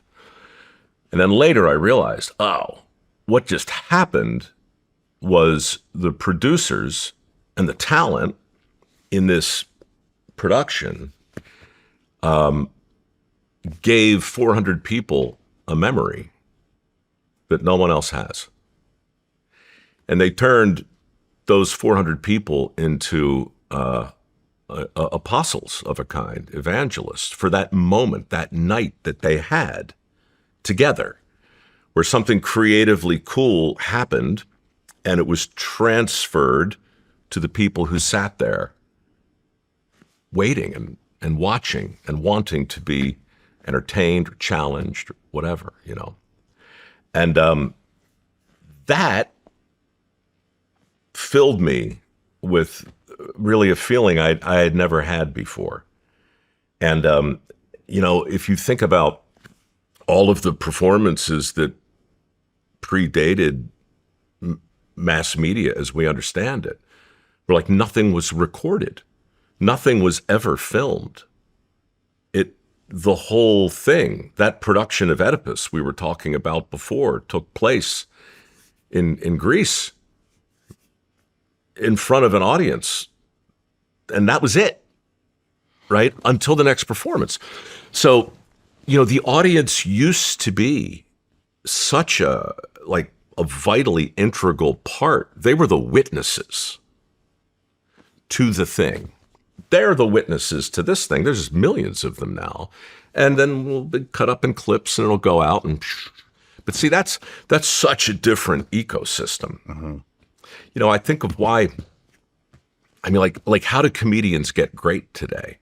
Well, the same way they always got great. They suck, and then they suck less. And then they get in front of more audiences until they suck less. And then the audiences grow, usually in proportion to their ability to not suck. And then eventually they don't suck. Then they're good. And then the audiences, and so forth and so on. Like, that's how you get better. You get better in front of an audience. And when you're just starting, the audience is small. I think about Lenny Bruce, you know, and some of the great comedians who, you know, bombed horribly and early on in a little club in Greenwich or someplace, right? Big deal. You had a bad night. Not today. Today, everybody is sitting there documenting you on your first night out.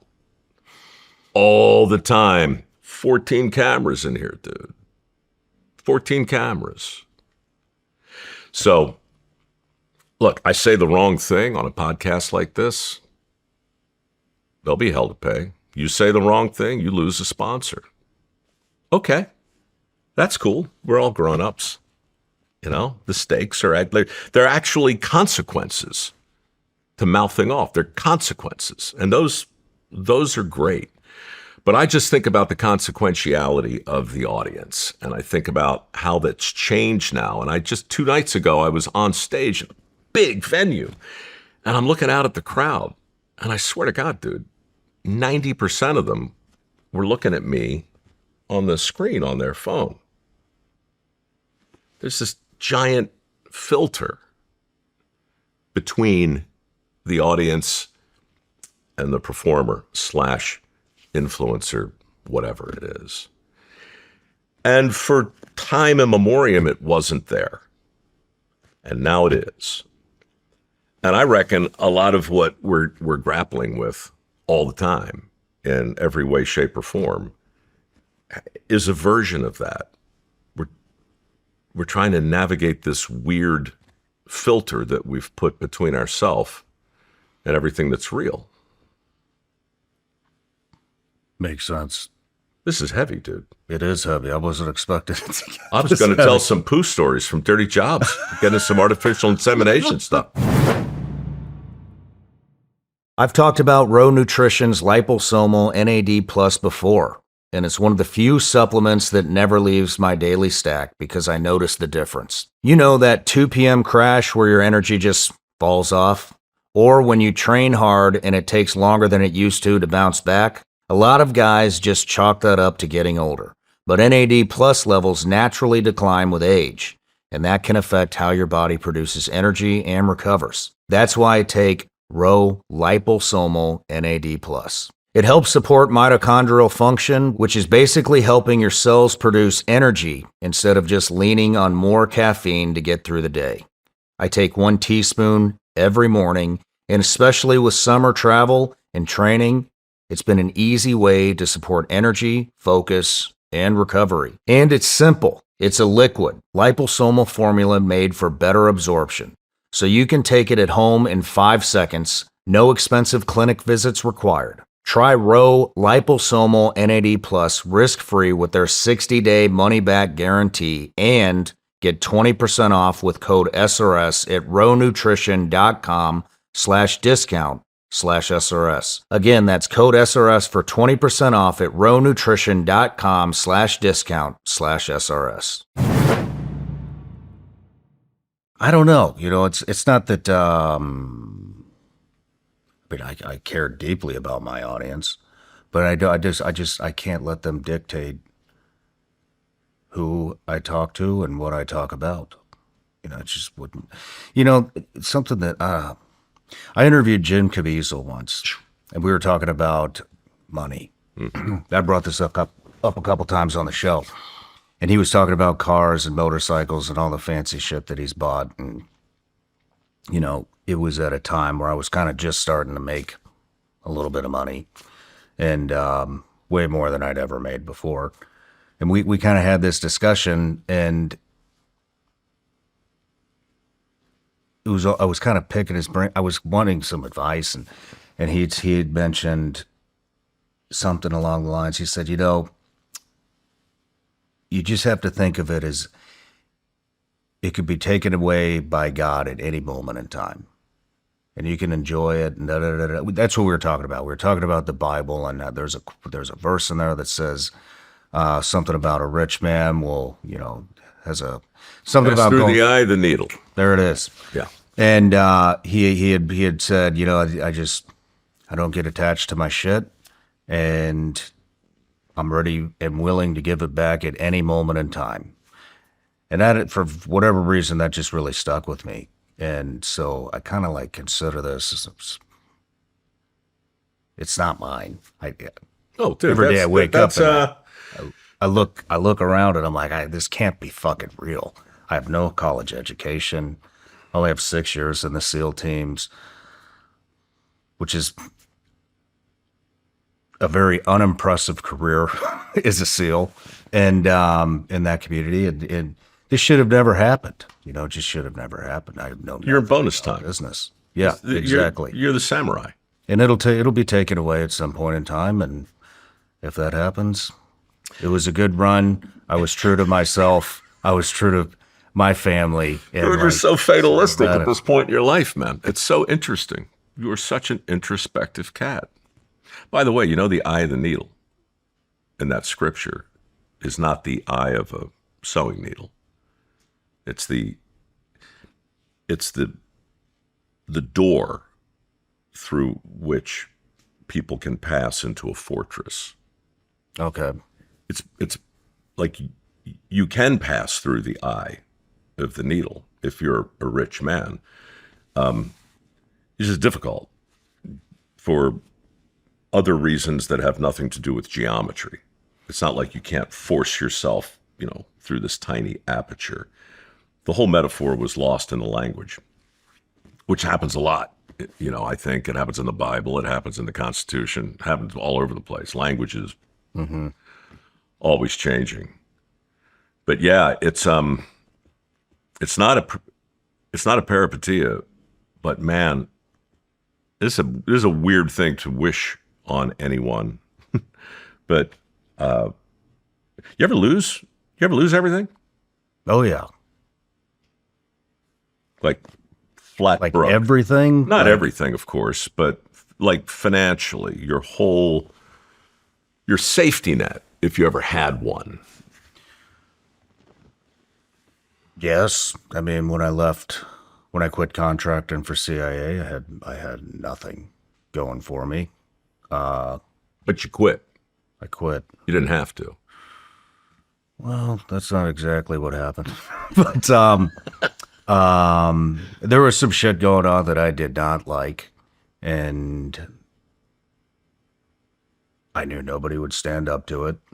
It had to be me. And I was going on 8 or 9 years at that point, and I kind of saw the writing on the wall. I was single, late 30s, mid 30s, and I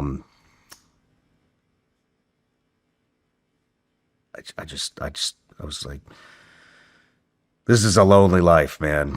Just redeploying to fucking war zones over and over and over and over again. And that's just I've done everything I wanted to do here. And the things that I haven't done, I've been hanging out over here for 14 fucking years. Yeah. It probably isn't going to happen.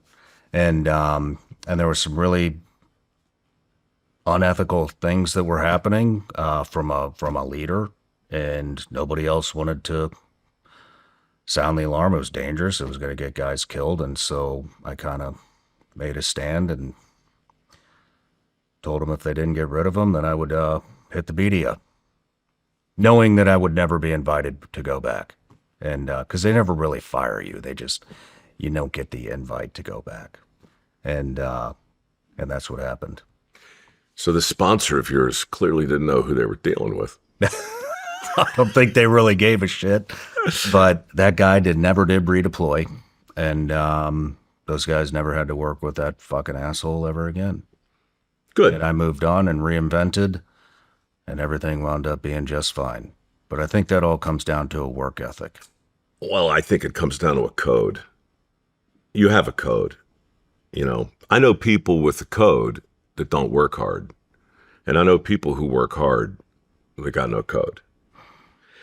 The code's important, and you pulled the pin on that scenario yourself, and you walked away from it at obvious cost to you, but you did it because your code demanded it, right? Mm-hmm.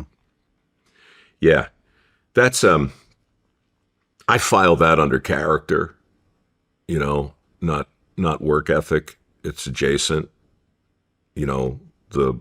the willingness to do a hard thing at a difficult moment. That's character, But when you lose everything as a result, not as a result of pulling the pin yourself, I think that's what Caviezel was maybe talking about, sort of an act of God or just an unfortunate circumstance where you're out of control. The decision is not yours. Mm-hmm. Somebody else made a decision, and you look down and your safety net's gone. You know, that will either, you know, break you or send you in another direction, or reinforce whatever character you have. And you know, it's another thing that I'm interested in people when I talk to them. It's like, did that ever happen to you? Was there a moment really when the rug got pulled out? And what'd you do? Did it, you know, iron sharpens iron and all that, you know, did it temper you? Did it break you? Did it make you a better version of yourself? It almost broke me. I mean, I had a suicide attempt in there. But looking back, I sure as hell wouldn't change any of it.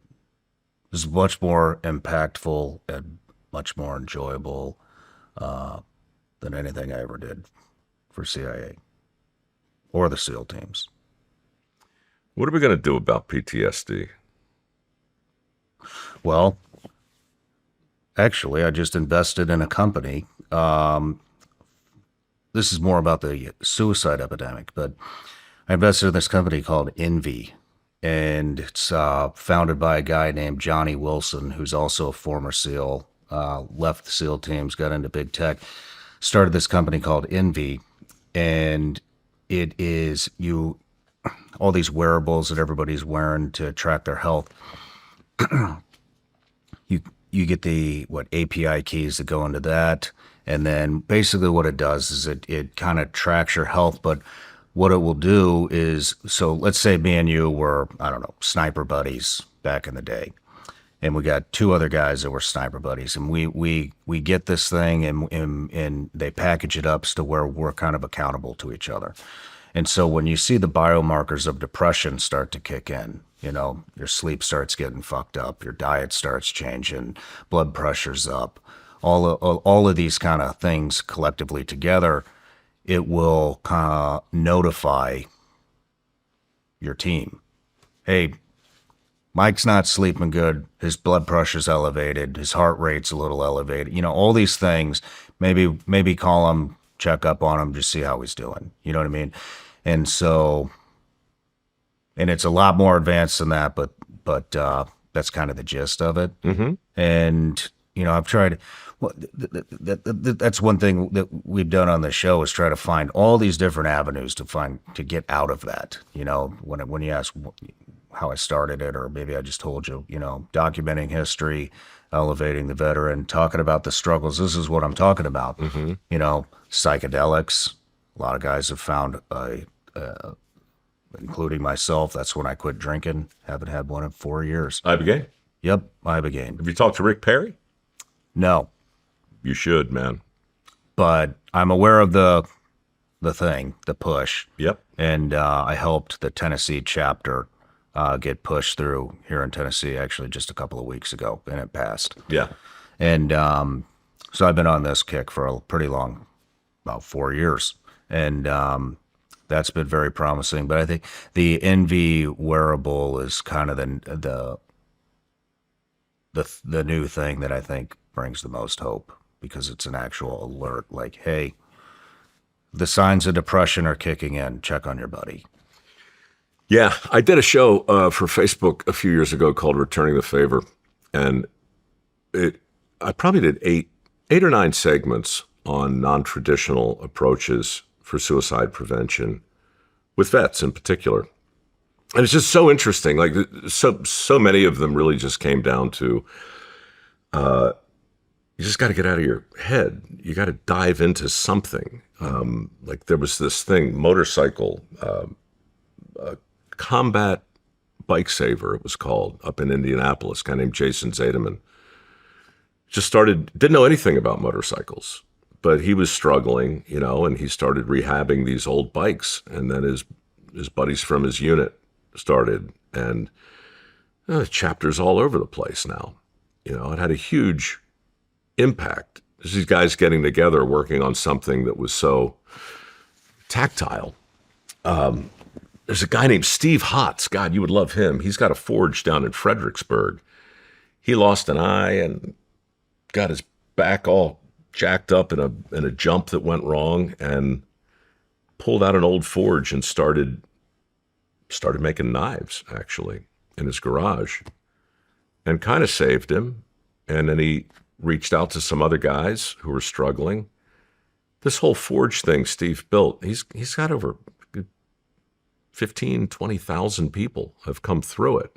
0 suicides. Wow. Just amazing stories of, it just feels like getting, forgive me, I don't mean it like getting the band back together, but it's like getting the band of brothers back together, getting the, like that sensibility that exists so obviously in the military. It exists in work too, it exists. I saw it on dirty jobs everywhere. And getting people reconnected to that is something I've always been interested in. Yeah, I think that's how many people? Thousands.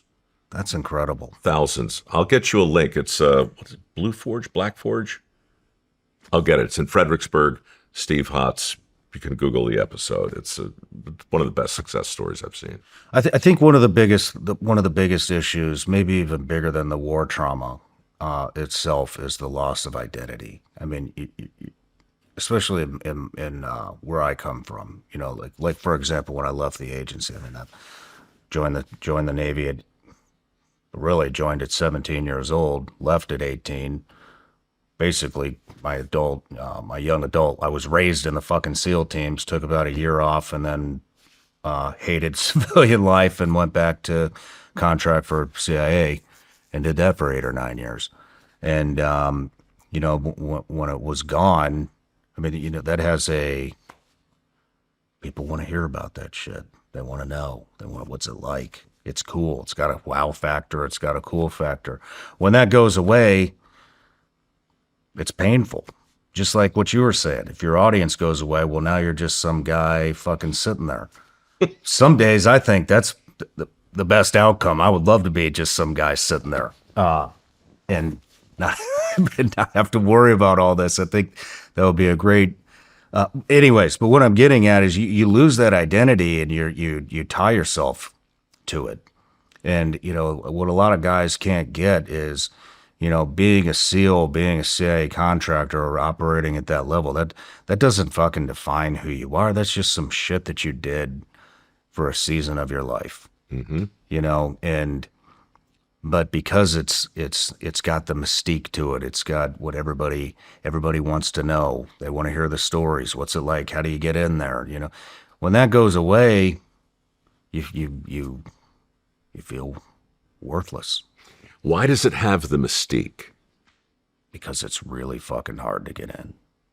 And why do people know it's really hard to get in? Because there's not very many of us. And why do people know there are not many of you?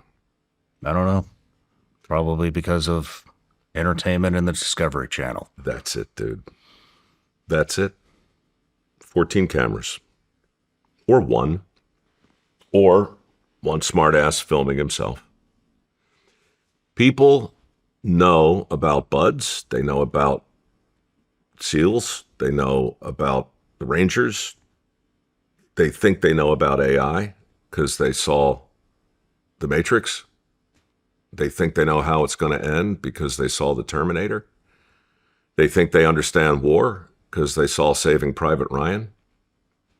They think they know what it is to weld because they saw a welding video. Everything that we think we know, we gather because we look around and we hear things and maybe we're curious and we take a look and then we get a version of whatever it is we think, right? I mean, you probably saw all the war movies growing up, and then you go into the thing, and I'm just guessing, but some things must have surprised you.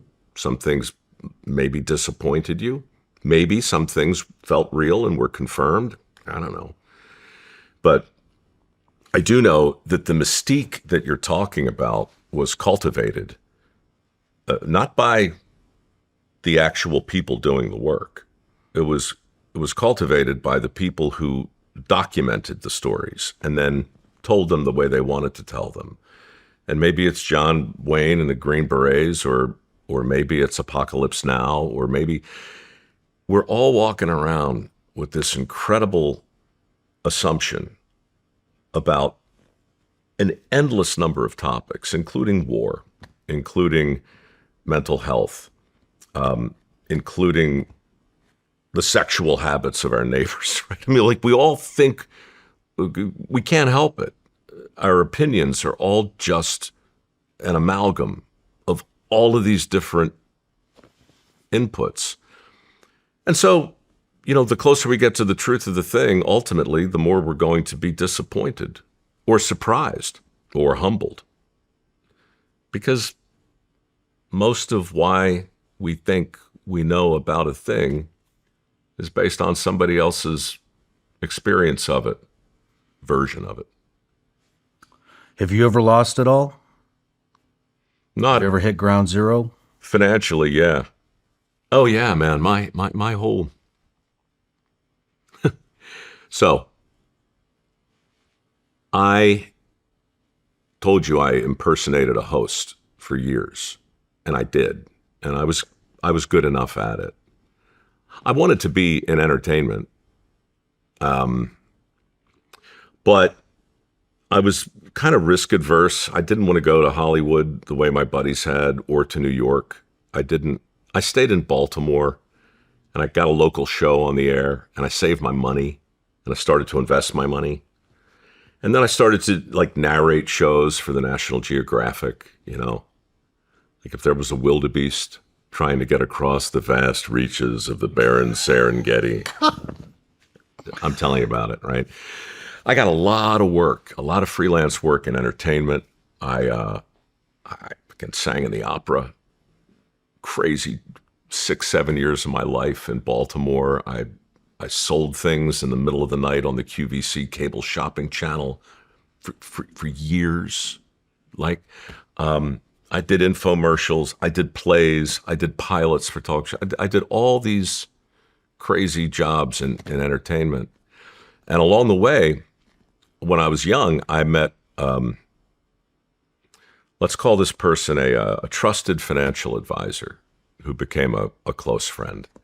And I invested my money with this person who worked for a firm that and this person rose to the top of the profession, and my portfolio rose with it. And when there were opportunities to invest in private ventures that this person was also involved in, the opportunities were presented to me. And by this point, I had complete faith in this person. And so I always said yes. And it's an old story. This person left the big blue chip firm and hung out a shingle of their own and started a company, and my money went with it, along with a lot of other money from a lot of other people. Blah, blah, blah. Complete fraud. Bad actor.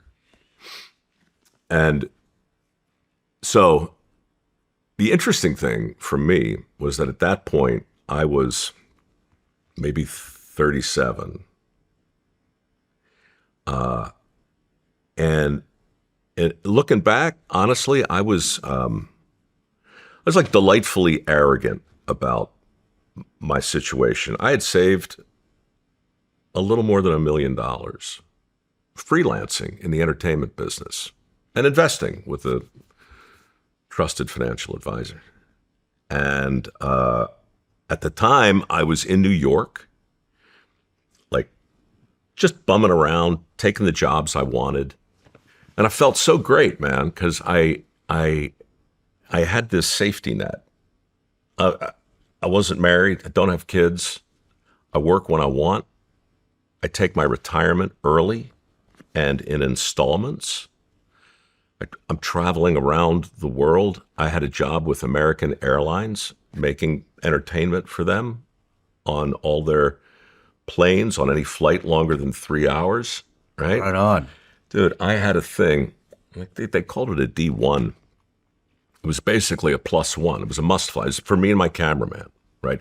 This is before the airlines realized how valuable that space was. And that if you're a business traveler, you're basically, you're trapped on a plane. There's nothing to look at out the window, at the back of the head of the guy in front of you, or at the screen. And there was no, they just put garbage up there. So they hired me to make a show about any destination that American Airlines served, right? So we would fly around the world, me and a cameraman and a small crew, we'd film these shows. And like, that was just one of the hundreds of gigs that I had. But the crazy thing is that that pass was good all the time. And so when that gig went away, Seinfeld, they replaced my show with reruns of Seinfeld, right? And then there was a big upheaval at American Airlines and a big changeover. And one day I went into the airport and I had this pass. I hadn't even thought about it, and I was flying down to San Diego from Seattle. And I was just going to turn it in, but I handed it to the gate agent, and she did what she always did. Like they take it, they open it, they look at it, oh, okay then. And then they pick up the phone and they go, great. So it's a must, they call them MFers, must flies, +1. So like seat 4A, okay? Like they'll take somebody out of first class to put you on. If you have this pass, you must fly. Wow. And, but the deal's over. So whatever, it was a great perk and now it's gone. Except she says, go right on board. Long story short, like for another year and a half, this thing was active. They never took it back. And so I could fly anywhere in the country that I wanted to for free. +1. That was a great date. So this is who I am at 37. I can fly anywhere I want. I'm freelancing. I don't care about the work I'm doing at all. I'm doing infomercials. I'm narrating shows. I'm not ashamed of it. I just don't really care, And in between it all, I'm just kind of kicking around and living a really cushy, comfortable, freelancey life with $1 million or more sitting there like the safety net, And then literally one morning, I learned about it in the headlines. It was gone. All of it. Freaking gone, man. So, boo-hoo, big deal. Super interesting, though. Like, what do you do if you're on the high wire and you're comfortable up there? You've been up there a long time and you're walking along and you're on the high wire. And every time you look down, there's a net there, but you don't fall. You've never fallen before. So what's the big deal that all of a sudden the net's gone? Well, it is a big deal, dude. It's a big deal. Except only if you fall. And so that's the moment for me that I was, asking you about. It's not nearly as character driven or ethically situated. I didn't leave because of some crisis of conscience. I didn't do that. I just got ripped off because I bet on the wrong horse and I had to start over. So that's clarifying, and it doesn't matter how big your safety net is or small. It's instructive to lose everything because it forces you to reframe stuff. And it didn't happen right away. I kept freelancing. I stayed in my lane. I was much more circumspect about, spending money, but I never spent much anyway. I didn't own anything. I'm not a collector. Like I didn't have anything. I had clothing deals, Shawn, with like 4 different companies back then because I was working on 4 different shows. I had the airline show. I had this thing called New York Expeditions that was on PBS. I had a game show with Dick Clark. I had all these different shows. I had all these different clothing contracts. I didn't need anything. I didn't have any clothes. I didn't own a thing. I had arrangements with hotels too. I'm living in hotels out of my backpack. I got $1 million in the bank. I got not one single commitment. And I'm pretty good at booking work because I did 3 years at QVC in the middle of the night, and I'm a good audition, and I can sell anything. I had my toolbox put together, right? It was so cozy, man. And then it's fucking gone. And yeah, that was the end of a chapter for me. And the next chapter started with build back and stop working on projects that you don't care about. And that didn't happen until Dirty Jobs. But I think this is an important discussion because there's going to be a lot of people that lose their jobs and that are going to have to reinvent here within the next couple of years. Yep. 100%. And a lot of people are going to look down and the safety net's going to be gone. Mm-hmm. There was this moment in Dirty Jobs that you would appreciate that rhymes with this pretty good. There was an episode on the Mackinac Bridge. I was invited to work with a maintenance crew on the Mighty Mac. This is a bridge up in Michigan, connects the upper and lower peninsula, right? It's long. It's way longer than, it's like 5 miles long. It's one of the longest suspension bridges in the country. Is that right? Fact check me on that. It might be too. I know it's a lot longer than the Golden Gate. You know, it's long and it's green, right? And it's got to be painted constantly. It never stops. The minute you're done painting it, it's time to start painting it again, right? So there's endless jobs to do on this bridge. Like you go into the towers and you go down below the water into these steel coffins, these like honeycombs, and they all have to be scraped out with the corrosion and painted. Everything gets painted. It's mind-boggling work. But it's municipal work, it's government work. So I'm always leery of those jobs because I know I'm not going to get permission to do what I wanted to do on Dirty Jobs, which was to tell the truth as best I could, like really do the things the actual workers do. But it was a good shoot, and at the end of the day, as a joke on camera, I'm talking to the guy I've been working with all day. And he said, well, did you get everything you need? And I said, yeah, it's great. But you know what I'd love to do? I'd love to walk across that girder there and get on that suspension cable and walk up that cable and change a few light bulbs along the way, right? Now, I say this because there's no freaking way they're going to let me do that. Not on camera, no way, no how. Can't happen. Guy says, okay. So, you know, I got a helicopter with me with a Westcam unit on it, right? So I got a camera and a helicopter.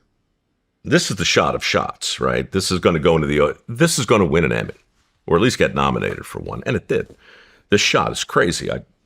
I get over there, I got a bag full of light bulbs, and I got my safety rig on, and I got 2 clips because the stanchions that run up alongside that cable, like you want to be tied off 2 ways. You're 600 feet in the air.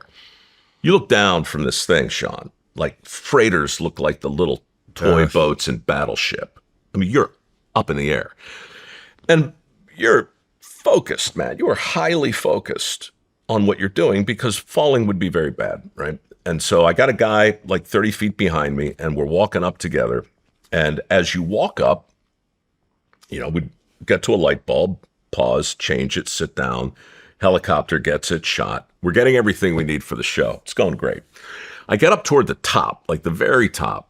And, you know, as you go, when you hit these stanchions, like, so you're on this cable and you're walking and you have to unclip to get past the rail and then clip on again. And then when you do that, you come over here and then you do that one. So you're never untethered because that would be crazy. And I get up to the top, and as I'm going, like, I'm sure like anything else that starts out high anxiety, you do it, you get used to it, you get a little more comfortable, you start to move a little faster, you get confident, right? So now I'm loving the shot. I'm real comfortable. I got an earpiece in, so I'm communicating with the pilot. And now we're getting the shots that are going to win the Emmy. Like he's coming up under the bridge, you know, crabbing straight up, shooting me like this. I'm sitting down, leaning over, like there are these lanterns, right? So I got a light bulb in my teeth. I'm leaned over. I undo it. I take out the old bulb. I put it in there. I take this one out, and I'm screwing it in, right? I'm doing this, I'm doing that, and now he's flying back, and he's coming in, and I'm changing my position. We're getting all the angles just right, all the angles. Now, I don't know how this happened. In the confusion of the moments and the back and forth and whatever, I unclipped and I just didn't clip it back in. The thing's just hanging by my side. And the other one is clipped to the wrong thing. Oh, shit. So if I fall, I mean, it's lights out. It's 620 feet straight down. Now I got one arm wrapped around this thing, and I'm doing the thing. And when I looked and I saw that I had not clipped myself in properly, like if you find the clip on the internet and listen carefully, you can hear the sound of my sphincter slamming shut, right? It's like absolute abject. Like that's how it felt years before when I lost everything. I looked down, and the net wasn't where I thought it was. Same thing, same feeling. I looked over and it's like, fuck, man, I thought I was tied off. I'm not. I'm not going to fall. But if I did, you're so right. That feeling and that moment, in some relative sense, is going to be experienced by millions of Americans this year. Yep. They're going to look down and they're going to realize they're not tied off. They're going to look down and they're not going to see the net that was always there. So, the book that I can't get around to finishing is Lessons from the Dirt, and it's hundreds of stories. For me, man, if I'm being honest, that's kind of where everything actually started. It was chapter 2. My old business model was just wrong for me. It was right for a long time, and it worked for a long time. There was nothing broken about it. Got my nest egg, got my safety net, I got my job, I got my toolbox, I got my ticket to ride, I can fly for free. It's like all that was great. And then it just was gone. And now I'm working on a show that's dedicated to my granddad, about work and real people, that's totally unscripted, that doesn't require me to do anything that a host used to do. What it requires me to do is change a light bulb on a bridge, or try. So suddenly, I'm paid to try things. I'm not paid to succeed. Think about that. That's a different kind of freedom. Mm-hmm. It's a different kind of drama, because you're going to be uncomfortable a lot. You're going to be upside down. You're going to be in a hole. You're going to be in a mine. You're going to be cleaning skulls. You're going to be retrieving golf balls from alligator-infested swamps, right? You're going to be in the Everglades. The crocodile is going to bite you. The shark is you're going to test a shark suit for Shark Week. You're going to get bit on purpose by a shark and shook like a tug toy. You're going to pee in your wetsuit in fear. All these things are going to happen. But you're going to get paid, and people are going to watch, and the show is going to give you permission to do a bunch of stuff. It's a totally different deal, totally different model. And, I feel super fortunate that all worked out. But that's a peripeteia. Interesting. You think you're tied off. You're not. Yeah. I've talked a lot about how important sleep is, but summer is one of those times where it gets harder to protect. It's hotter at night, schedules get thrown off, travel picks up, and if your mattress is not working for you, you feel it fast. That's why I like Helix. Helix has over 20 mattress models, so instead of guessing, you can find one that actually fits how you sleep. For me, switching to Helix made a real difference. It's comfortable, it feels high quality, and it's built to last. And for summer, the cooling upgrades are huge. If you're trying to get real rest on hot nights, That matters. Helix also ships straight to your door for free in the US, and you get a 120-night sleep trial, plus a limited lifetime warranty. They're also the most awarded mattress brand, tested and reviewed by experts like Forbes and Wired. Go to helixsleep.com/SRS for 20% off site-wide, 25% off Luxe mattresses, and 30% off Elite mattresses for their 4th of July sale. That's helixsleep.com/SRS for 20% off site-wide, 25% off Luxe mattresses, and 30% off Elite mattresses. Make sure you enter our show name after checkout so they know we sent you. helixsleep.com/SRS. Are you familiar with Polymarket? Yeah. They, and Kalishi, or what are they? Kalshi. Yeah, that thing, yeah. The other one. Yeah, everybody's betting on everything, right? That's right. What are we betting on? Polymarket says there's a 17% chance U.S. unemployment hits 5% at some point in 2026.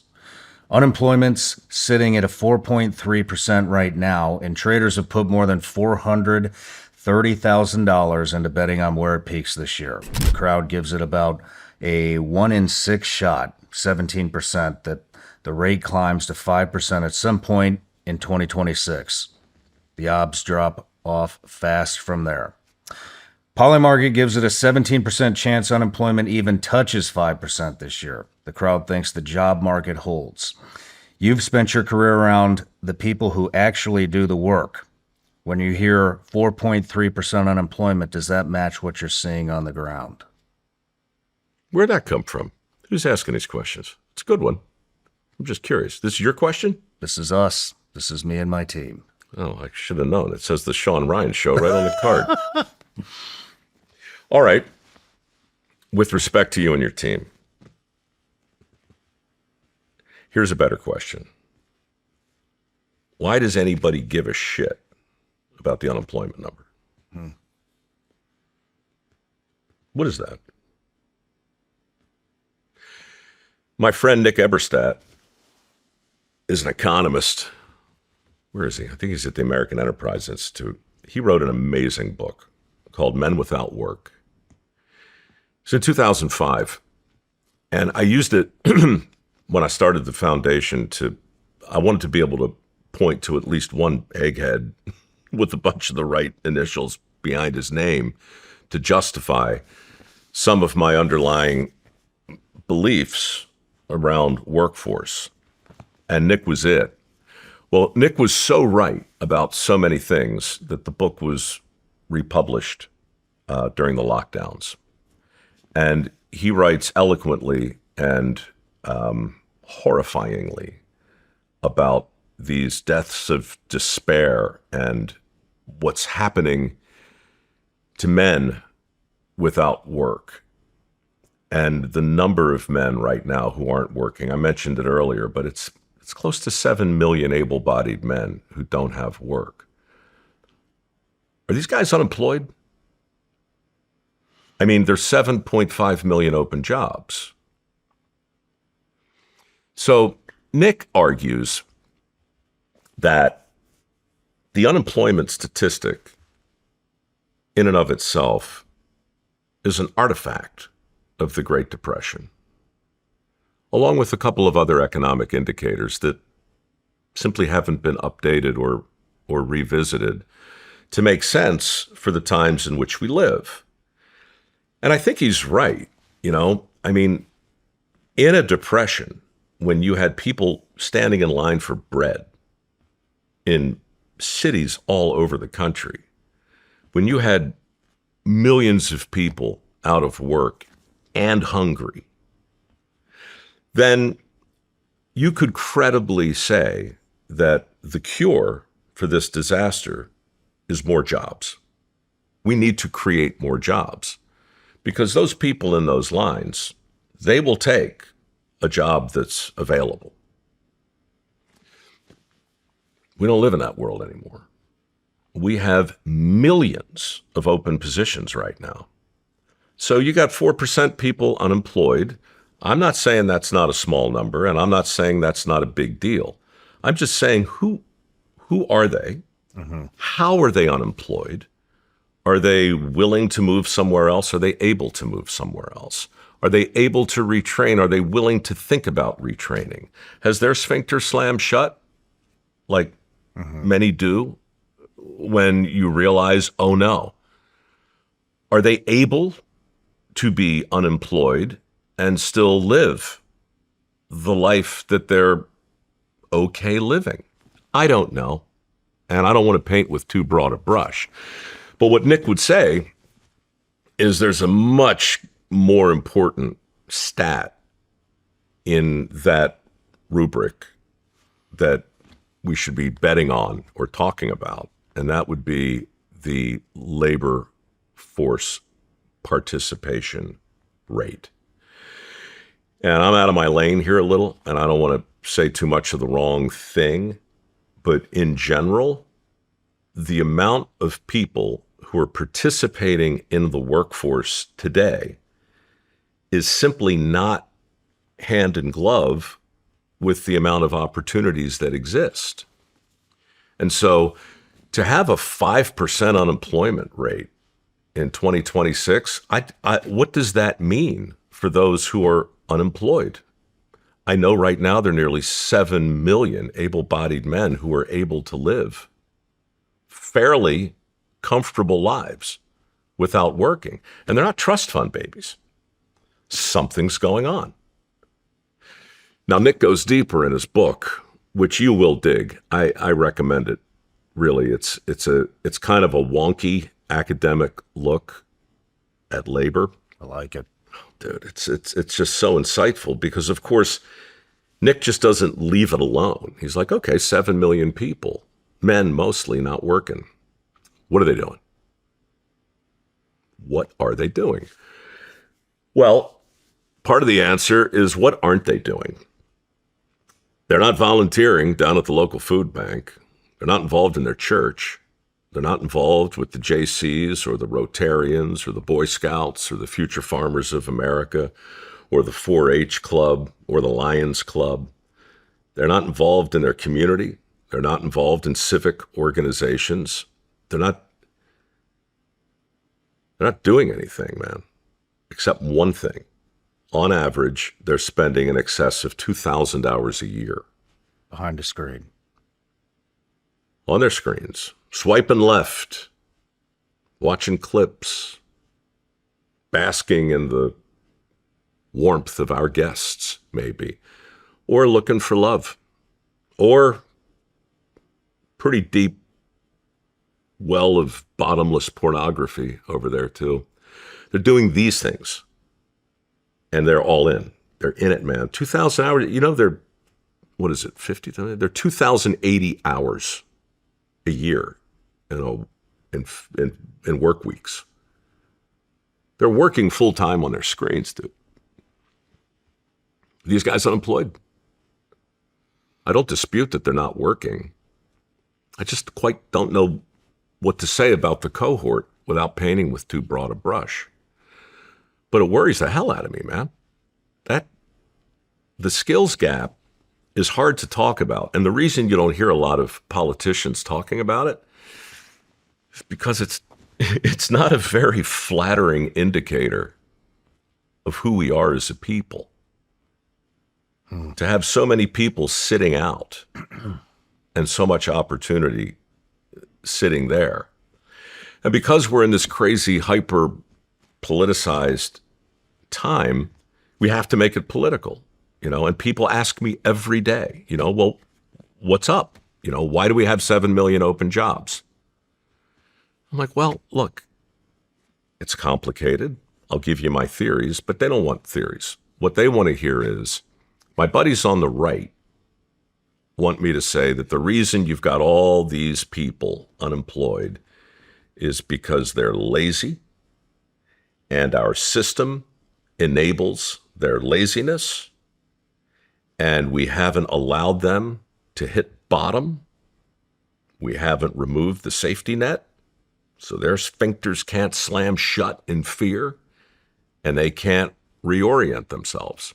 That's what my friends on the right want me to say.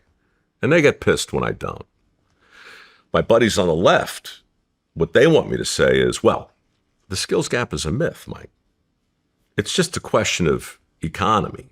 If these greedy, rapacious capitalists who control all the money and pull all the strings simply paid a better wage, why those people would run straight in to the workforce. That's what they want me to say, and they get pissed when I don't. Now, personally, I don't think either side is entirely right, because I think both sides really do paint with a super broad brush. I think there's truth in both, you know? But it's an artifact of the Great Depression, that unemployment number. And we live in a totally different time, and we are entering yet another time. And I don't want to sit here and pretend to have a crystal ball. I don't. But man, I know that both sides are dug in. And this thing is going to be so politically fraught. Vocational education and work itself is going to become highly political this year.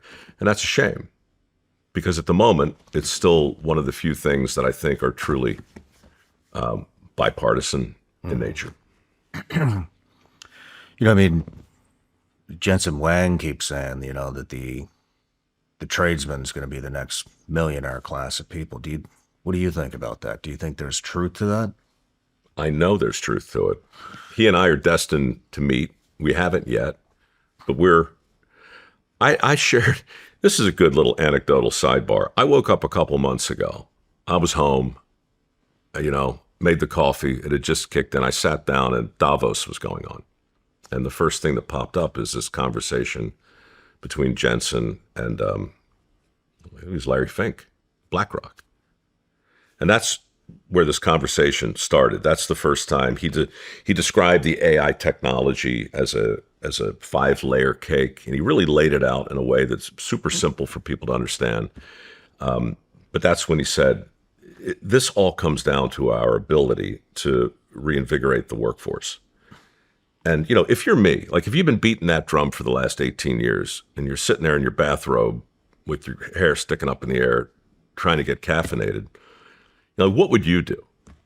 And what I did was I backed up the video, I turned my computer around, and I hit play, and I filmed me watching this conversation. And then I took that video, and I put it on my social channels. And within 2 days, like 3 million people had seen it. And I'm talking to BlackRock now, and I'm talking to Meta, and I'll get to NVIDIA because they're all here. But millions of people saw that exchange with me basically watching it and nodding and saying, attaboy. So to answer your question, I'm not betting against Jensen. He's right. And anecdotally, I have 1,000 success stories to back it up. And people are interested. That's my point. When I shared the video I made of these two billionaires talking about the opportunities in the trades, I was eager and anxious to see what the comments were. And to my earlier point, my buddies on the right see it through one lens. My buddies on the left see it on the other. A lot of people simply don't believe it's possible. They just don't believe an electrician can be a millionaire. And that's because inertia is powerful. It's really, really powerful. But I'll tell you something else about the skilled trades, man. They lead into more small businesses than more people will seem capable of realizing. And that path, nobody talks about. And I see it all the time. Did you say they leave small businesses? Lead to the formation of them. I could literally give you a list of people who I helped get a welding certificate for 6, 7, 8, 10 years ago, whatever. People think in their minds, that's it. He's going to be a welder, so he's going to weld. And that's it. Maybe he'll TIG weld, maybe he'll MIG weld, maybe he'll underwater weld. Those guys make a lot of coin, right? Whatever it is. But that's what this person's going to be. So many times that certification leads to a plumbing certification or an electrical certification And there's like this hierarchy within the trades. And then they buy a van and they hire their buddies. They got an HVAC buddy, right? And now they got 2 vans, and now they have a mechanical contracting company. And now you've got a dozen guys, men, women, whatever, and they didn't go to college, and they're running this business, and like knives, whiskey, success. It's like there's so many paths to that, and the trades don't get their due, in my opinion. So many of the people I profiled on Dirty Jobs, nobody believes this, but I'm telling you. You watched the show growing up, right? I know for a fact 40 of the people we profiled were multimillionaires. We never talked about it. They certainly never talked about it. And nobody assumed that kind of success because they were normally covered in mud or blood or shit or something worse. You just don't equate that kind of success with that optics. But it's always been there. It's always been right in front of us. And we so screwed up as a society to make that entire part of our workforce and our entire educational rubric like a vocational consolation prize. But we did it, and we're still doing it. That's got to stop. So anyway, I know I didn't answer your question, but... It makes a lot of sense. Over under on 5%? Yeah. I say we probably get to it, but I don't think it's going to have the impact that we think. Does make sense. How do you think we're going to fill this shortage? Because, there's not a lot of, how do you think we're going to fill this shortage? It fits and starts. In the meantime. Yeah. Look, in my version of it, I'm going to do everything I can to make sure the country knows what the companies are doing, because I think that's a big part, right? It's not a .gov solution, but we're not going to do it without some help from the feds. We need policy to do this, but we can't look to the government to fix this problem. Those guys will be out of office in a couple of years, and who's going to do the next thing? This is a social thing. The government can't get 6.9 million men into the workforce, but they can pass policies that might encourage or discourage certain kinds of behaviors. I try and stay away from that simply because it is so inherently political and because it's so destined to change. Mm-hmm. The corporate side is also fraught because, CEOs answer to their boards, and in their own self-interest, they need to address this problem. But that's also an advantage, right? Like, you can't expect Lowe's to close the skills gap or Home Depot because they're public companies and they got their own fish to fry. But they're doing it. Lowe's has like a $250 million investment in training HVAC people. No kidding. Home Depot, I just interviewed Ted, their CEO. He's in for $100 million. They're doing something very similar. It's called Pathway to Pro. I told you about what Meta's doing, the America Workforce Academy. That's $150 million right out of the gate, and they're just starting. They're in 4 states. BlackRock's got $100 million in North Texas and some other areas. Jensen's going to do something. No, there's no doubt, Jensen. There's no doubt. They have to. They have to. A $10 trillion infrastructure build-out is upon us. If that doesn't happen, there's some stuff with China that's going to be very, very, very, very, very bad. We can't lose this stupid race that we're in. Uh-huh. We can't lose it. And I understand that we don't want to be in it. And I understand, man, I saw a poll that said that the general negativity around AI and data centers is around 75%. 75%? Think about that from a communication challenge, from a marketing standpoint. Like, you're in a race you can't afford to lose with a country that's 75% affirmatively nervous about the fact that we're even in it. How are you going to manage that? That is beyond my pay grade as well. But I think about this all the time. Our relationship with fossil fuels, it's very difficult to manage and nuance because it's still very fashionable to hate them, even though we rely upon them entirely and constantly. You know, we're constantly at war with the shit we depend on, the stuff we need. Timber. There's more timber in this country than any place on the planet. Guess who the largest importer of timber is? It's us. Yeah. We can't clear our own forests. We're at war with the abundance that we're standing on because we're scared to death we're somehow going to screw it up. Meanwhile, India and China combined are opening a coal-fired plant every week for the next 30 years. 3 billion people on the planet have wood and dung as their primary source of energy. 3 billion people get all their energy needs from the single worst pollutant there is, burning wood and shit. Where's their industrial revolution? How are they going to get to where we are or some version of it? They need fossil fuels. They need natural gas. Personally, I think we're in a race to nuclear. We need small reactors in every town all over the country. There's no way we're going to get anywhere close to generating the energy we need. Are you familiar with Isaiah Taylor? I know that. Valor Atomics? Yeah.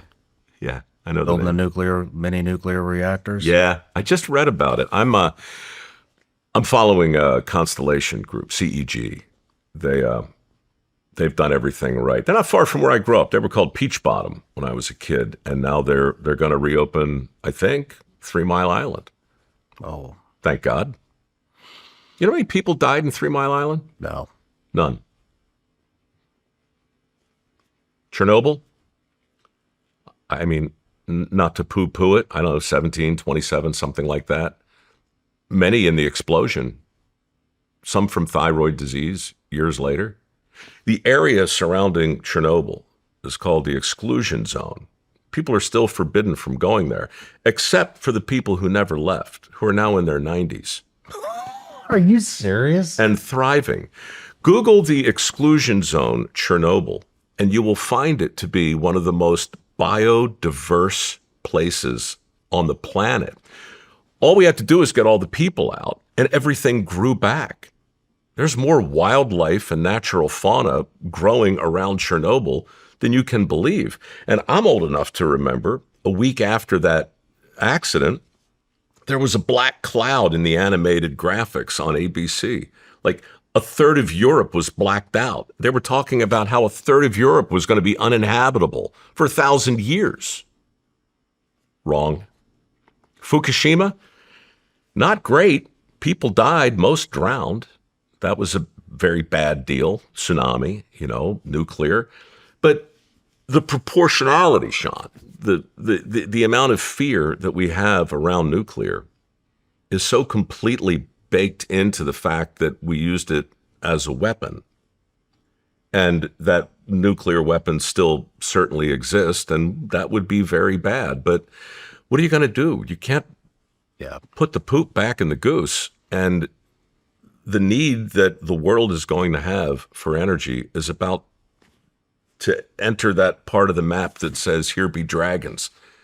Way more than we have, way more than we know how to get. It has to be nuclear. It has to be.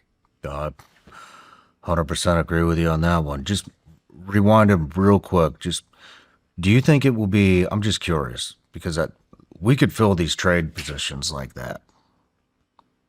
Tell me how. They're south of the border. Oh.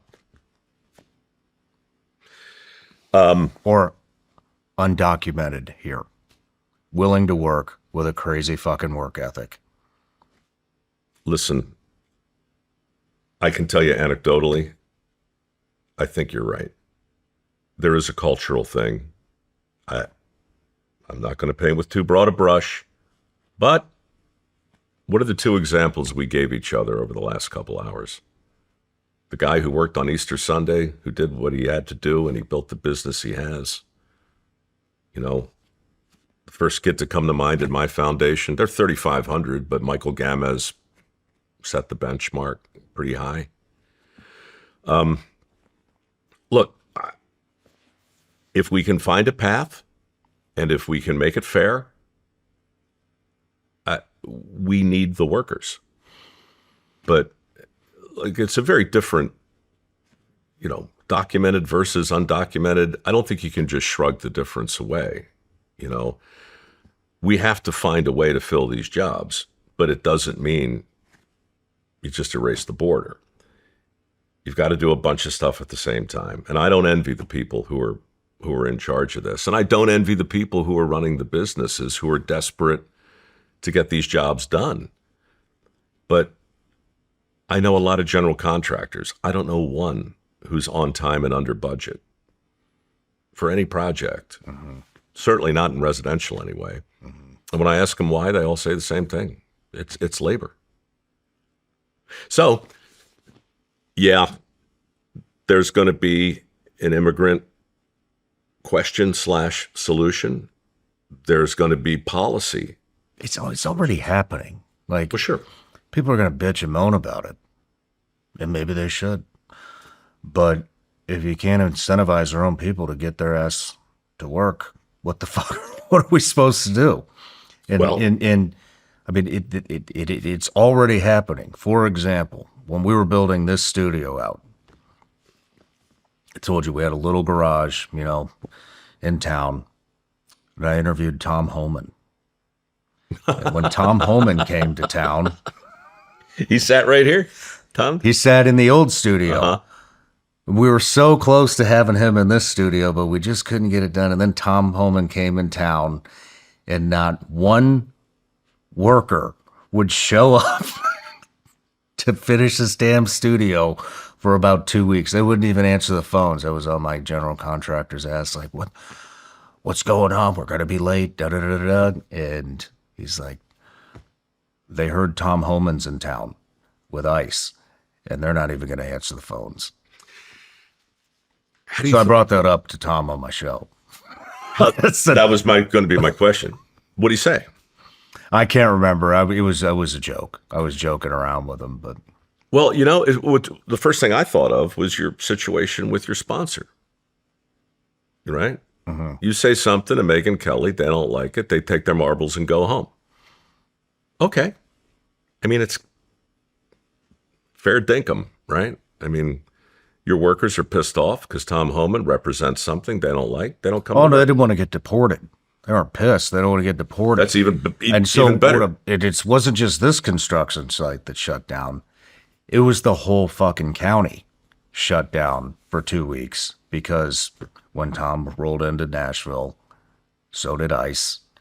And so I guess kind of what I'm saying is we got a small glimpse of what this looks like. Mm. Yeah. If there is nobody to take, everything just stops. Yeah. Dead in its tracks. I'm having a hard time, aside from a cataclysm, a natural cataclysm, finding a bigger issue. You just can't overstate it. That's a great example. But look, what you said before, how do we incentivize our own people to work? You have to change the culture. Well, is there a difference between incentivizing somebody to work or de-incentivizing them not to work?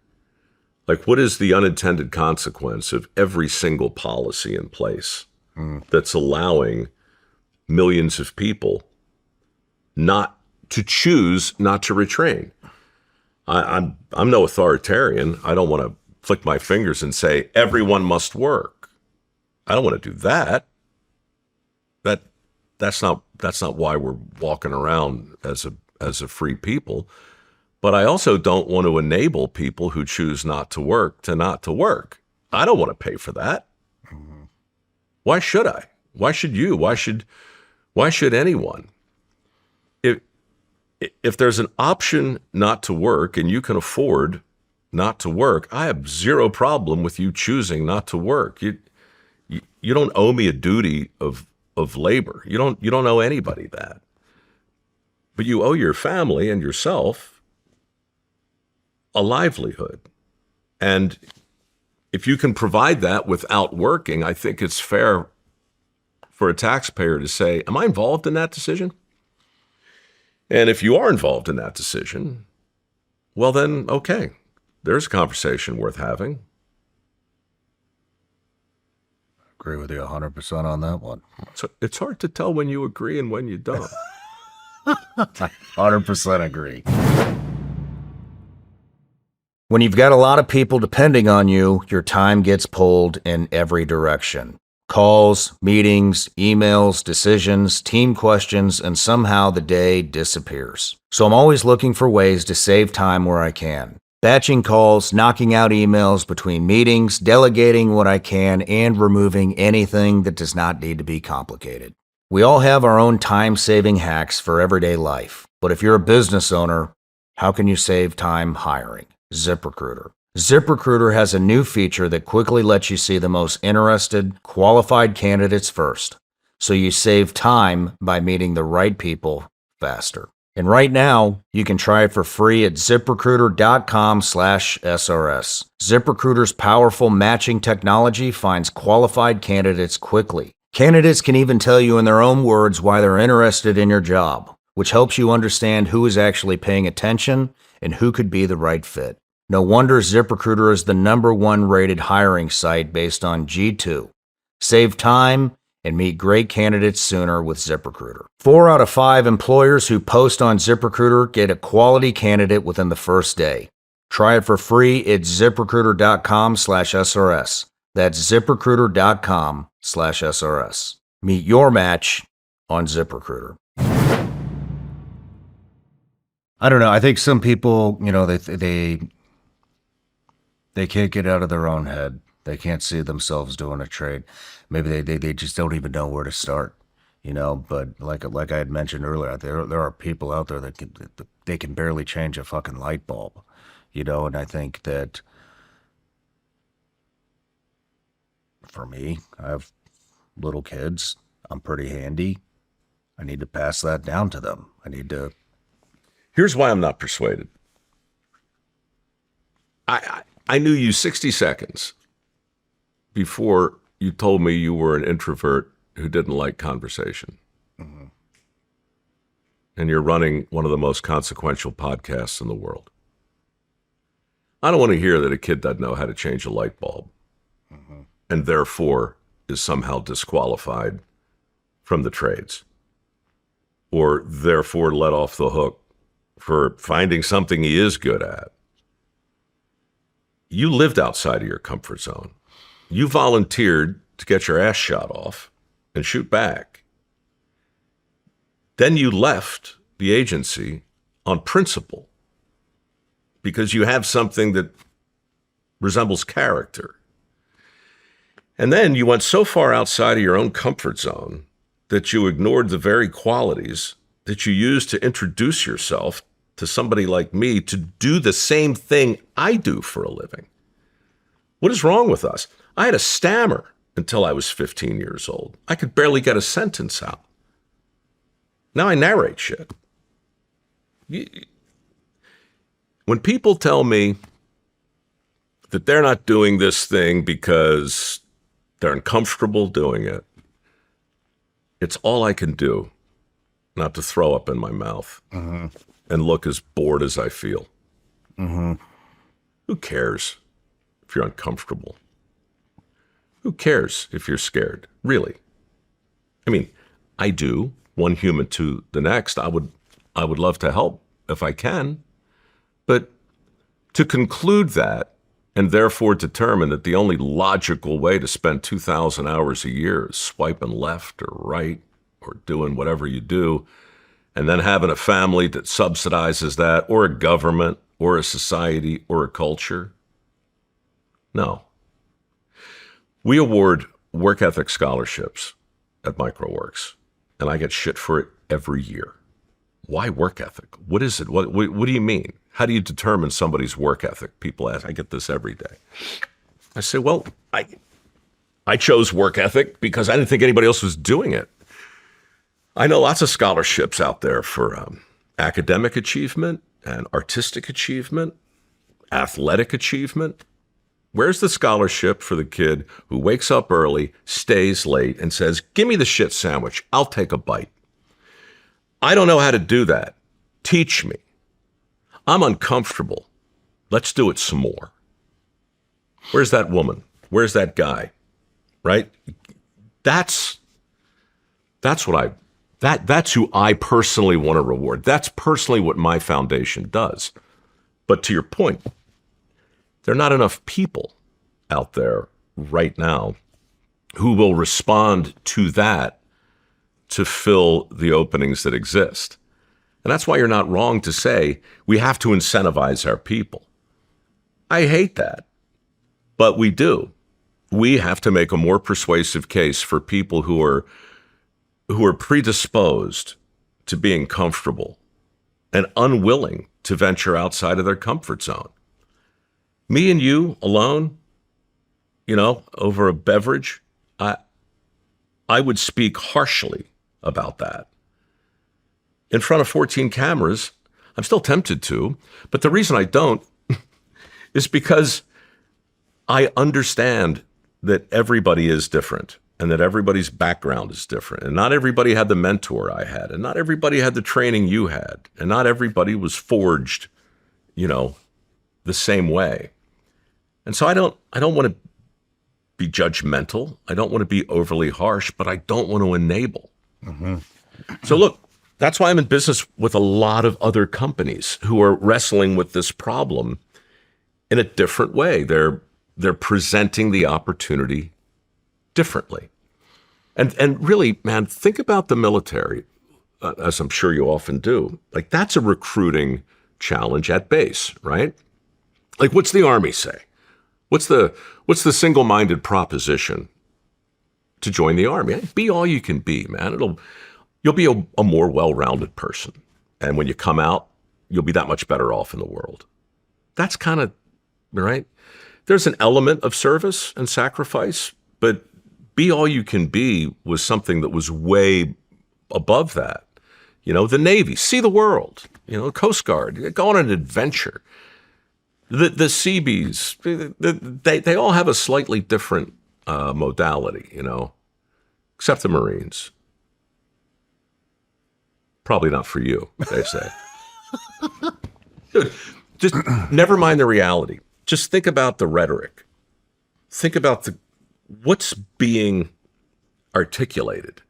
Mm-hmm. Be all you can be versus probably not for you. Few, proud. They all want, they're all anxious to recruit. They all want the same enthusiasm among their cohorts, but they come at it from a totally different way. And I just think that, I don't know, if I have anything to offer to that whole conversation, it's more rhetorical than anything. Did you watch Deadliest Catch ever? Oh, yeah, all the time. All the time. Was that you? No, I'm just kidding. Somebody marked the time code. When Shawn Ryan realized that Mike narrated 23 seasons of Deadliest Catch. Yeah, that was me. And the first season, man, I'll never forget. I was worried because it was so dangerous, and the portrayals of this job were so harsh, and the greenhorn on the boat was such an important role. And that season, 6 guys died. Greenhorn got his finger pulled off. Boat sank. And I thought, man, this show is going to make it really hard for these captains who I'd become friends with to recruit. Like, how are you going to recruit for a job like that? Oh man, I'll bet recruiting went crazy after that. Dude, I wanted to do it. the next season, It's like I'm in. the next season, they were on the docks waiting for a chance to lose money, die, or get their finger ripped out. Now that's you, all right? That's you can put that out there, and a certain part of the population is going to be like, yeah, man, let's go. Bottom of the ninth, bases loaded, give me the ball. I want the ball. Most people don't, right? So you never know. But there are hundreds of lessons in dirty jobs. There are a lot of lessons in Deadliest Catch too. And the fact that I got attached to both those shows for the last 20 years and that both are still on the air, best thing I ever did was have my trusted financial advisor rip me off. I love that. I hate the word incentivize as well. And I wasn't making excuses for the people that can't figure out how to put in a light bulb. What I was kind of going towards is there has to be some sort of a shift in culture. And I think a lot of people don't, they can't, if they get a roadblock into success, then they just stop, they break down, they hit. I think that problem solving is gone. I think that the critical thinking and problem solving in the majority of this country and people's heads is 100% gone. I see what's happening with my toddler when he tries to get up a hill and he can't make it and he asks dad for help. And I won't help him. Because I think there is always a way to accomplish your goal.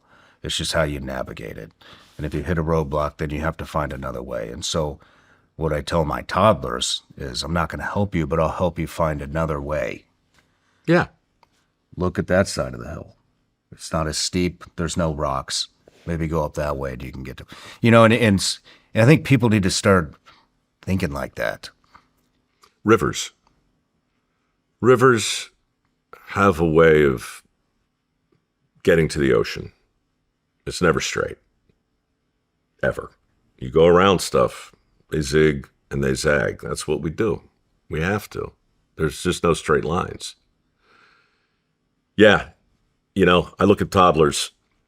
I think about the way we're born, the way we're hardwired, and this idea that we're all born sort of, pure and like, we're just, we're not polluted, we're innocent, just honest creatures, waiting to be corrupted by the world.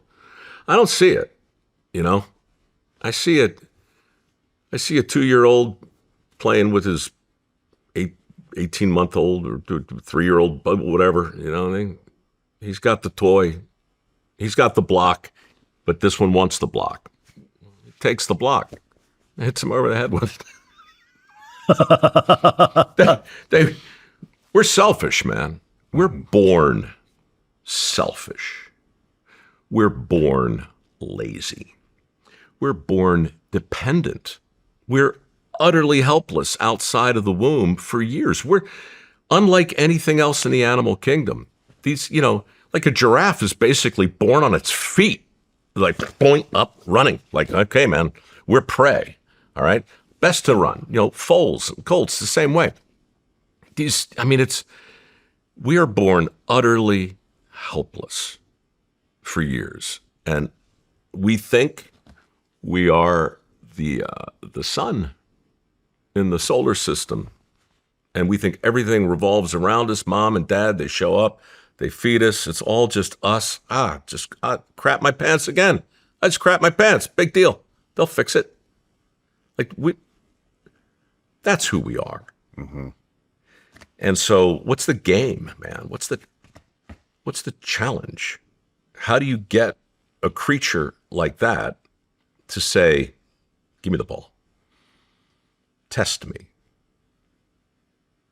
What's the uncomfortable way again? I'll take that. Mike Easter wrote a great book called The Comfort Crisis. Don't know if he's crossed your radar yet. You'd like him. I just Sounds talked to him. interesting.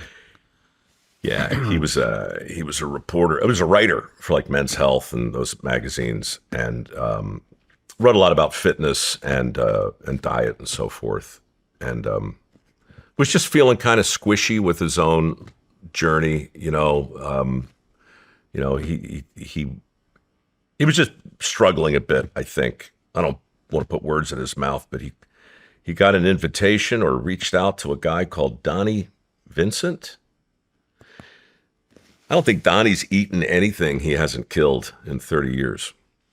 He lives off the grid, and he invited this guy on a caribou hunt up in the Arctic, Mike Easter, and they go.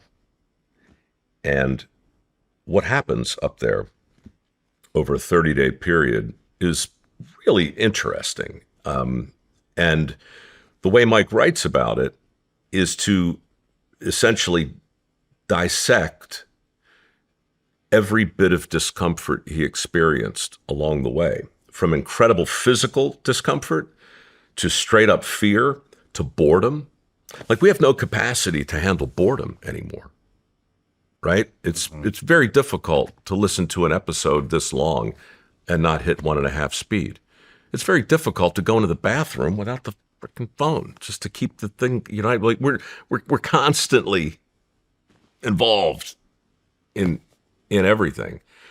And anyhow, so many good things came out of this book, and I'm only riffing on it because one of them was rucking. I assume you rucked your butt off. Broke a couple of miles. Yeah, man. I started, after I read this book a few years ago, I started rucking with anywhere between 45 and 65 pounds when I'm home, which isn't a ton, but 8 miles early every morning with weight changed my life. And it's uncomfortable, man. It's uncomfortable. Every step is uncomfortable. It's just, but there are benefits. This is not new. It's almost probably boring to a lot of your audience. It's just Horatio Alger stuff. But if you think about who we are when we're born, and if you think about, like, what's the purpose of buds? What's the purpose of basic training? And why isn't there a reverse boot camp, by the way? And, why do greenhorns, why are they wired differently? Like, all those things, all that stuff is shaping and tempering and preparing. And so that's why I get a little agitated when what comes back from the other side is this really thoughtful kind of contemplative, well, gosh, I don't know if the trades are for me. I don't know. I guess maybe I could give it a, like, man, okay, but how luxurious to be living in a time when, maybe I'll try it. Maybe I won't. Maybe I'll just keep swiping left. Yeah.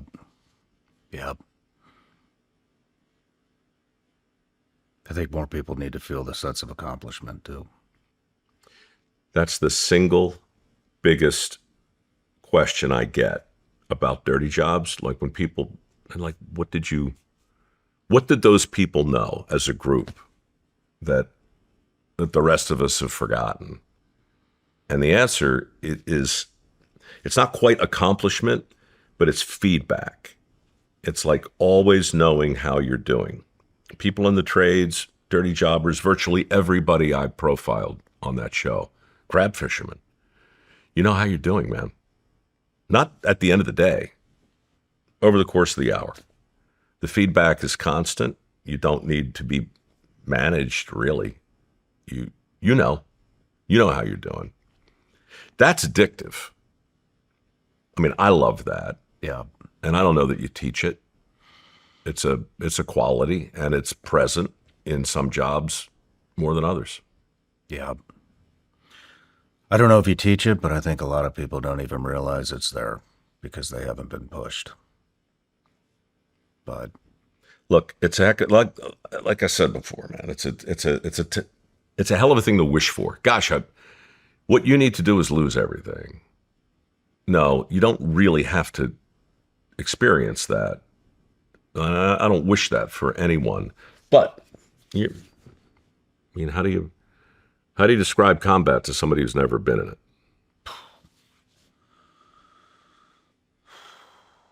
It's not everything it's cracked up to be. And who cracked it up to be everything? I'll refer you to the earlier movies. Yeah. I talked to a guy the other day, Clint Rowe, wrote a book called Red Platoon. This was the COP Keating up in Nuristan, I guess it was, '09. He, Medal of Honor, he led a counterattack. They were overwhelmed, Taliban, 4-1. And he went back into the fort to get the dead Americans under crazy heavy fire. Good book, Red Platoon. I asked him the same question, you know. I think he gave me the same answer. Did he really? Ain't all it's cracked up to be. That's interesting. It's not. Got another one for you. Yeah, man, I Ready? love We're it. wrapping up the interview. So I got a hot question for you. All right. We had Claude, since we're on AI and Dirty Jobs, we had Claude dig through everything out there on Mike Rowe and Dirty Jobs to find the most viral directions we could take and then narrow it down to one hot question. And here's what it came up with. Mike, I want to get into the most dangerous jobs on earth. In Vietnam, we had a job called tunnel rats. One guy stripped down to a pistol and a flashlight, crawling head first and alone into pitch black VC tunnels barely wider than his shoulders. And the Viet Cong built those tunnels to break you. Tripwires that dropped baskets of scorpions, punji stakes they'd urinate on first so even a scratch turned septic. And the worst one, while they hit a guy, they'd leave him alive down there just so his buddies up top could hear him screaming and feel like they had to send more men down after him. Centipedes, fire ants, snakes, and maybe a guy waiting in the dark with a blade. That's the job. You've personally done over 300 jobs. So across everything, what do you think is the single deadliest, most dangerous job in the world? It's tough to beat. Harry Bosch. I don't know if you ever saw the show Bosch. He was a tunnel rat. He writes a lot about that. Connolly does in the early books. Well, statistically, just in terms of danger, and, you know, they kind of go in and out. I mean, deadliest catch. Crab fishing is still up there, commercial fishing. Logging, certainly. I mean, the whole confined space world, like that deserves a riff on confined spaces. In fact, we did 2 specials on Dirty Jobs over the years called Really Tight Spaces, because the viewers love the really high, crazy stuff, like top of radio towers and like window washing from bosun chairs, 500-600 feet in the air. That's a good one. But they also love super, super, super tight, claustrophobic spaces. They hate it, but they love to watch it. I remember shooting a buoy tube with the Coast Guard. These buoy tenders, you know, they bring up the buoys that are out in the channel, and they're filled with barnacles and stuff, and they clean them and refurbish them before they put them back in. But there's a tube in the middle. It's hollow. It's about the size of your shoulders. And you shimmy up there and scrape the crap out. And I did that with a GoPro because a cameraman couldn't get a camera up there. And like, there's so many moments of claustrophobia on that show that are really, I mean, what can I say to a tunnel rat? Oh, okay. There were 350 jobs. There's one that I would never do again. What's that one? Opal mining. Opal mining. Yep. Opal mining in the Australian outback in a little town called Cooper Pedy. It was 129 degrees when I was there that day. This is the opal capital of the world. And Cooper Pedy is, like, if you, in Australian terms, if Adelaide is like Houston, Cooper Pedy is north, about 3 hours in the middle of the outback. The city itself is underground. It's too hot to live above. But in the outback above, they drill prospect shafts for opals. And the way you look for opals is you take a Caldwell bit and you start digging these shafts about 60 feet deep. And then they got a rig over top, and they put you in a bosun's chair, and they lower you into this hole. And you get down 30 or 40 feet, you got your flashlight, you got your little miner helmet, and you're looking around, and you're in a grave, dude, And what you're looking for are trace elements of sandstone or soapstone. They run in veins. And if you find them, in between that vein, oftentimes is opal. So then you deal another prospect shaft in the same basic trajectory as the vein. And if you confirm the vein, you dig another one. And after 3, if you know you're on to good opal, you bring in the heavy equipment and dig out the hillside, and you create a cavern. You go into the cavern and you chip out the opal. Opal capital of the world, huge industry. The opal miners, on the other hand, are kind of like crab fishermen in the desert and on steroids, because there's no OSHA in this part of the world, right? There's no, I've been in every kind of mine there is. Anthracite, bituminous, coal, copper, borax, all of them. When you dig these shafts, they don't fill them in. So the night before, we get to Coober Pedy, and I want to look at the opal fields because we're going to be working there all next day. And I'm a little worried because these guys are cowboys for real. And they fly me over the fields. And when you look down, there are thousands of these prospect shafts that have been dug over the years, and none of them are filled in. Next to them are these big, giant piles of dirt. It's like an insane groundhog ran amok, right? Millions of them. And what's left are these 60-foot shafts with these giant piles of dirt next to them. And there are thousands of them. And as I'm flying, the pilot's like, yeah, it's a hell of a thing because, there's a lot of wildlife out here. There's emu, there's some ostrich, kangaroo. And there are hundreds of them at the bottom of these shafts. They fall in all the time. And they die down there, And I said, well, that's terrible. He goes, what's really terrible? He said, Mike, what's really terrible is the tourists. And I'm like, well, what? And he's like, every year, never fails, some tourist, there's an underground hotel in Coober Pedy that's kind of famous because it's underground. And the tourists come. And then the sunsets are incredible in the outback. And they go out in the opal fields and they're taking these pictures of the sunsets. And his pilot tells me a couple weeks earlier, they found a fella down there at the bottom of the shaft. Oh, shit. Yeah. They figure he was down there for 2.5 days before he died. And he was getting a picture. He's backed up. He's by himself. He trips, falls head first, 60 feet down, like a pinball all the way down. Lands on the bottom. His head, twists his neck, obviously, shatters his clavicle and his shoulder.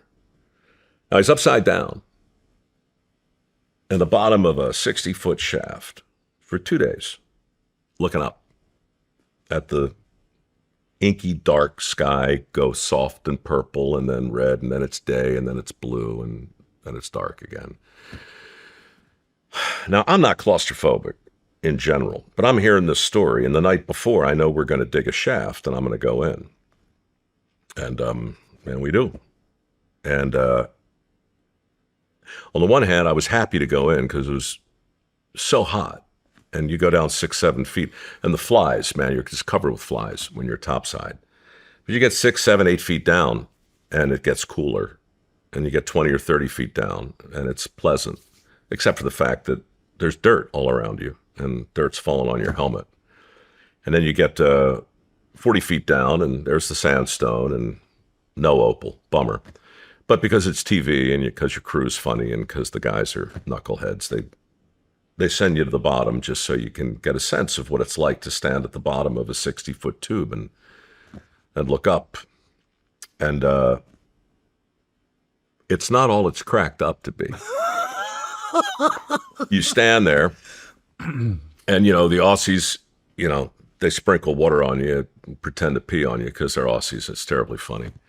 And you just stand down there, like dirt on all sides. And it's like, imagine being like 3 or 4 millimeters tall in the bottom of a liter Coke bottle. Yeah. And just looking up. It's 60 feet, 6 stories. And anyway, they winched me up, and it was just an extraordinary experience. And 3 days later, there was an earthquake in Coober Pedy, a mild one, but strong enough to collapse hundreds of Holy shafts. shit. Yeah, so for years, that was my dream, was that tourist in the bottom of the opal mine. Damn. So mining is kind of an answer. I can riff on crab fishing, dude. Those stories to this day haunt me, and they changed TV too. Shark suit tester. That's a good one. Shark suit tester. Yeah. So I'm hosting Shark Week 2008, I think, and it's like Dirty Job Shark Week. So it's all the dirty jobs involving sharking, and I get a chance to meet Jeremiah Sullivan, the inventor of the shark suit. Like the chain suit? The chainmail. Now, this is before, I hadn't seen it on TV at this point. You see them all the time now, but like, what is it again? And Jeremiah, of course, is he's like an aquatic Indiana Jones. I mean, he has been there and done it. He is G.I. Joe underwater. And so the job is to go make this shark suit, because it's thousands of tiny welds. You look like Ivanhoe. You're dressed up in this thing. It's flexible, and like surfers were buying it, and scuba divers, because nobody wants to get bit by a shark. So I get to know Jeremiah, and it's a great segment, and it's really a welding segment. We make a shark suit and we try it on, and then he says, "You want to test it?" And I said, "Yeah, sure. How do we test it?" So we're down in Bimini, I guess, maybe, or somewhere in the Bahamas. And the next morning, we agree to film the test. But that night, or late that afternoon, we had to take a boat out to test the comms, because there's no way you can shoot a segment like that. I got 4 guys underwater with me with cameras at 40, 50 feet. We're going to chum the water, like the sharks are going to come in. I don't know how anybody's going to react. I don't know how I'm going to react. But mostly, I just don't know how the communication is going to work down there. And I had a guy from TV Guide with us too, like documenting this whole shoot. So my crew and I were a little nervous. I'll bet. Because now the job is to get bit by a shark wearing one of these suits. So we go out the night before, and I'm in the suit, and I'm geared up, and Jeremiah throws some chum over the side, and the sharks show up. He called them the men in the gray suits. A couple dozen of them, reef sharks, 9, 10, some 12 feet long. They're big. And so the water's covered with sharks, and my crew goes in, and they get down to the bottom, and they get situated, and I jump in. And the sharks are leaving us alone, but Jeremiah's got the chum with him, and we'll bring some in close. They don't want to bite you. They're not interested in you. But they know he's got food. They can smell the blood. But we're in the water, and I've got my face mask on, and it's not a normal regulator, so I don't have it in my mouth, right? I got a full face mask on. So I'm breathing the compressed air. I've got a bicycle helmet screwed into the shark suit and my mask, because a couple weeks ago, Jeremiah went down with a friend, and his buddy got bit in the back of the head. So the insurance company was like, you got to wear a bicycle helmet. So I look like a complete asshole. And at the time, I had a deviated septum. I got my nose fixed not too long after this. But I mean, I'm certified, but it's tough for me to decompress sometimes, because I can't breathe that good. And you have to you got to clear your air. But if you have a full face mask, you can't grab your nose. So I can't decompress. I'm 12 feet down and my head's going to explode. And I can't fix it. So I've got to jam the whole thing up into my nose, and I'm going through a lot of air because it hurts. And I finally get it decompressed, and a shark swims up and bounces off my chest, right? Same sort of sphincter effect I described before. It's a terrible moment. And I'm just like, the sharks are everywhere. It's all dark and purpley, and I'm pulling myself down on a rope just to meet Jeremiah, who's now, I think we're 45 feet down, and he's just kneeling on the bottom waiting for me. Sharks everywhere. My crew is at a respectable distance. The communications are working, but we just want to get to the place where we're going to be tomorrow when we actually film it for the Discovery Channel. And the TV guide guy's down there. He's a very experienced scuba diver, and everybody's got cameras. Now, long story short, I get down there, and Jeremiah opens up his thing, and the sharks come, and they're everywhere. And it's like, all right, I get it. This is going to be an amazing shoot. And then the craziest thing, man, my chest started to get tight. And I took a deep breath and exhaled, and I went to get another breath. Nothing. And the TV guide guy swims up to me. And I basically burned through 40 minutes of air in 18 minutes. Holy shit. I'm out of air. Never occurred to me to check my gauge because I was only down 20 minutes. But in hindsight, it was this the whole time. Now I'm 45 feet down. I'm out of air. I got a 45-pound steel suit on. I've got no buoyancy. And my last breath was an exhale. So I start panicking. Wait, are you totally out of air? I'm out of air. Oh, shit. I can't. My last breath was out. I'm out. Leon was his name, this guy. He immediately sees the situation, and he's not in a full face mask. He pulls out his regulator to give me the air. I can't get my face mask off because the freaking bicycle helmet is all screwed into the thing, and I'm going to die. Like, the air is right there on the other side of the mask. Shit. So this guy floods his BC, grabs me, and together we kick.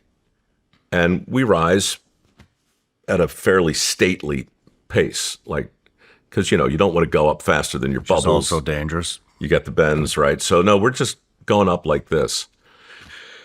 And I mean, it again, if you've never really been out of air at depth, it's hard to describe, but all I could see was the bottom of the boat, and it looked really far away. And I'm kicking, and I'm out of air, and I lose my peripheral. Oh, shit. Vision. Starts getting black. Starts to gray out. And he just stays right with me, gets me up. We rip off all the gear. Obviously, I live and stuff and whatever. But the next day we had to shoot the scene. Now, that's not tunnel rat stuff. Again. That's nobody's peeing on punchy sticks. Nobody's torturing your buddies. But, jumping back into the water the next day with all those sharks. Fuck that. Was Yeah, the only other thing that rivaled that was the Golden Knights. I jumped with the Golden Knights. Oh, did you? Yeah. Right on. And What was that? I don't even know if it, all right. It was great. It was great. It wasn't for dirty jobs. It was for a show called Somebody's Got to Do It, which was very similar. And I was doing a lot of military stuff. I had just gone to, I'd done the Seabees, and I was on the Stennis for a couple of days. It was Summer Eid show. It was just, and the Golden Knights called. And I'd jumped out of planes before, but always tandem and always for TV. And Somebody's Got to Do It. It wasn't about me. I wanted it to be about them, but I also didn't want to jump out of a plane again strapped to a dude's, some guy behind me, and I just had done it. And so I was like, it was the same moment on the Mackinac Bridge when I said to the guy, oh, you know what would be fun? I'm going to walk across the girder and climb up the cable, change the light bulb. Let's do that, knowing there's no way they're going to let me do that. I say to the Golden Knights PR guy, I said, look, the only way I can do this for a show like this is if you let me pull my own chute. Because there's no way the PR organ for the Army is going to let me pull my own chute on television, right? They can't do that. He says, okay.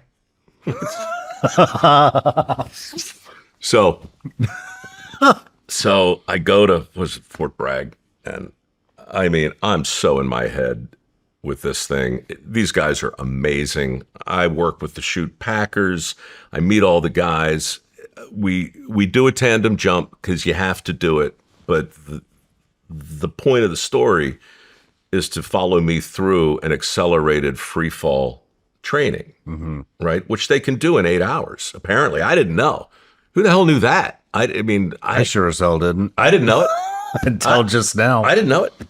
But they were great. And they walked me through the whole process. And it was a 2-day shoot. The first day was the process. And the next day in the morning, I would jump alone and pull my own chute. Fine. The night before, dude, I am in my head because I had made a pact with God after the shark suit incident. Look, I'm not going to do this again. I've done a lot of things. I've been uncomfortable in a lot of ways, in a lot of situations, but I'm not a stunt junkie, right? I'm not in it for the adrenaline. I do it for the show, to make the point, to work with the people who do it every day, and then I just move on. Well, I'm never diving with sharks again. Well, no, not going to do it. And I'd said the same thing about jumping out of planes, but here I am. I'm going to do this, and I'm going to break my vow, and I'm nervous. I'm just in my head. So we get there early the next morning, and these guys jump 8, 10, sometimes 12 times a day. That's all they do is jump. They go up and they're out and they're working on their formations. So I get there about 8 in the morning and they're already up. And so my camera guy's with me out in the LZ, and I'm standing there looking at the plane way up there, and the guys come out of the plane. And I turn to the camera and I start to really just kind of spill my guts, like, look, man, I have nothing but admiration for these guys, and I'm so proud and privileged to be here, but I'm nervous. This is not what I do. I'm older than I've ever been, and why am I doing this? I don't need to prove anything to anybody, but they're great and they're enthused. And so I guess what I'm saying is I'm glad to be here. I'm lucky to be here, but I feel like I could maybe throw up a little bit, and I'm just like, so I'm like spilling my guts to the camera. Meanwhile, these guys are terminal velocity. They're coming in hot. And this is, what is it? Halo? Low openings, right? So they're popping their chute. I don't know how, like a couple 100 feet maybe. And they're coming in like a lawn dart, one after the next. And they're doing the swoop thing. So now I got another one of those Emmy shots, right? You're the camera guy. I'm spilling my guts. And behind me, the pros are coming in at like the speed of sound. And it's like, and they're coming by head high right next to me. So if you're the cameraman, this is amazing shots. I mean, it's just forced perspectives. And the second one comes by, and they're coming like within 3 feet of me, just fly. And in my head, I'm like, going, all right, well, this is working out. This looks pretty badass. They're going to do their thing. Plane's going to land. I'm going to go up and I'm going to do it. 7 of them come by. 8th one pulls up a little short, hits the ground about 35 miles an hour, maybe 60 feet behind me. So the sound a body makes when it hits the ground at that speed, there are a couple things happening. The first is just a general I mean, really, it's like thud. When people write thud, it's really because that's the sound. It's just, and then there's simultaneously a sound like a whooshing sound, and that's all the air leaving the body really quick. And the third sound, in this case anyway, remember when Bo Jackson would like strike out and crack the bat over his leg? It was that crack. Oof. So I instinctively run to the guy, and my cameraman follows me, and he was shooting anyway. He doesn't stop. It doesn't occur to him. We're just following the action. Like, what the hell just happened? And we get close, and he's unconscious, and his femur's clean in half and way out of the suit. And then he comes to, and it's terrible. And then everybody runs to him, and my camera guy Taylor immediately realizes this is nothing we want to see. And the whole team is there. The guys who just jumped with him, they're all there. They get him together. They get him in an ambulance, and he's gone. And now I know what happens next. Now I know the Army is going to come up to me, Noah, my jump instructor, and he's going to apologize, and he's going to ask for the tape, because this was no bueno. And of course I'm going to give it to him, because I'm not there to do anything other than honor these guys. This guy walks up to me, looks me square in the face, and says, "Well, you ready?" One more sphincter slamming shut moment. I'm like, ready? Ready for what? He said, "Look," I won't use his name, but he said, "What happened to that guy? I don't know what happened, but I know he's jumping with an 86 square foot canopy, and he made a mistake.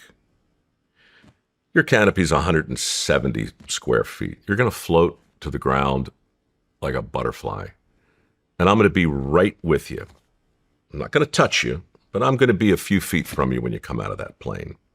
And there'll be another guy on the other side, and you're going to be good." Dude, I couldn't believe it. The most bureaucratic, I mean, there's nothing I can tell you about the military you don't know. Mm-hmm. That's just crazy. And I was so, horrified and overwhelmed and grateful. I just said, "I just need a minute, dude. Can we just have a minute?" And he goes, "Yeah, take all the time you need." So we go inside. Planes leave it in 5 minutes. Well, the plane wasn't even down yet, but it was coming. You know what I mean? And they're like, "Look, we're going up with or without you, but you don't want to not do it, do you?" Mm-mm. So I'm in the briefing room, and on the walls are pictures of, it's D-Day. It's Normandy. It's just this is the 101st, right? Storied legends. And I just like, those kids were up there, 800 feet off the ground, jumping out with 100 pounds on their backs, getting shot at while the plane disintegrated. I'm like, don't be a pussy. Jump out of the plane. Just do it. Do it for them. Yeah. So I do it. I jump out of the plane with the Golden Knights, and now what I hadn't really thought through. Yeah, they were with me when we went out, but they stay with me till I pull my chute, which I do, and then they're gone. Dude, they're fucking gone. They're just, right. So I'm up in the air for maybe 4 minutes, figuring it out, guiding my way down. And it was beautiful and terrifying and lonely and amazing. For me, it was my first jump. And I missed my mark by like 10 feet and actually landed on the macadam of the runway. And I stumbled and I fell and I tore my jumpsuit, skinned my knee. I was fine. I jumped up and it was just absolute euphoria. I'm fine. And so we wrapped the chute, and obviously, I promised to never show that footage, and I never have. But I'm telling you the story now because it's 12 years ago, and I saw the Golden Knights jump at the Army-Navy game this year, and a couple of the guys were with me that day.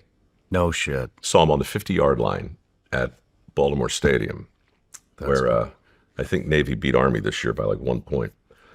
But he reminded me of the funniest freaking thing, man. I don't know why I did this. This is just the asshole in me, but I couldn't help myself. The guy who jumped, a couple hours later, the report was he was going to be fine. Bad break, but he's going into surgery. He's in good spirits. And spoiler alert, to this day, he's still doing his thing. He has thousands of jumps. All went great for him. But his buddies were like, he's so mortified that this happened in front of Mike Rowe and the crew. He's so, I mean, can you imagine? Like, you're one of the elite parachutists in the world on one of the elite teams. And this happens. This goes wrong on camera. Yeah. So I got a cell phone from the jump master, and I sent him a photo. And the photo is me sitting on the curb near the near the jump site. And I'm really about this angle, right? And my knee is here. It's got the tear and the thing. And you can see my skinned knee, right? So I sent him a picture of my knee and me, thumbs up, with a caption that says, "Brother, I know exactly how you feel." Holy shit. And so we texted and talked a few times for years after that. But I'm going to go with that. That's the answer to that question for me. Nice. For me, you know, sometimes it's a tunnel, sometimes it's a plane, sometimes it's a skin knee, sometimes it's a freaking shark, sometimes it's an upside down tourist and an opal shaft. Yeah. If it's not one thing, it's another. And I'll tell you something else. It's not everything it's cracked up to be. Well, speaking of dangerous jobs and tunnel rats, I got one last gift for you. Oh, I no. know you got to go here pretty soon. But... No way. Oh, yeah. No. Oh, yeah. Have you ever heard of Sig Sauer?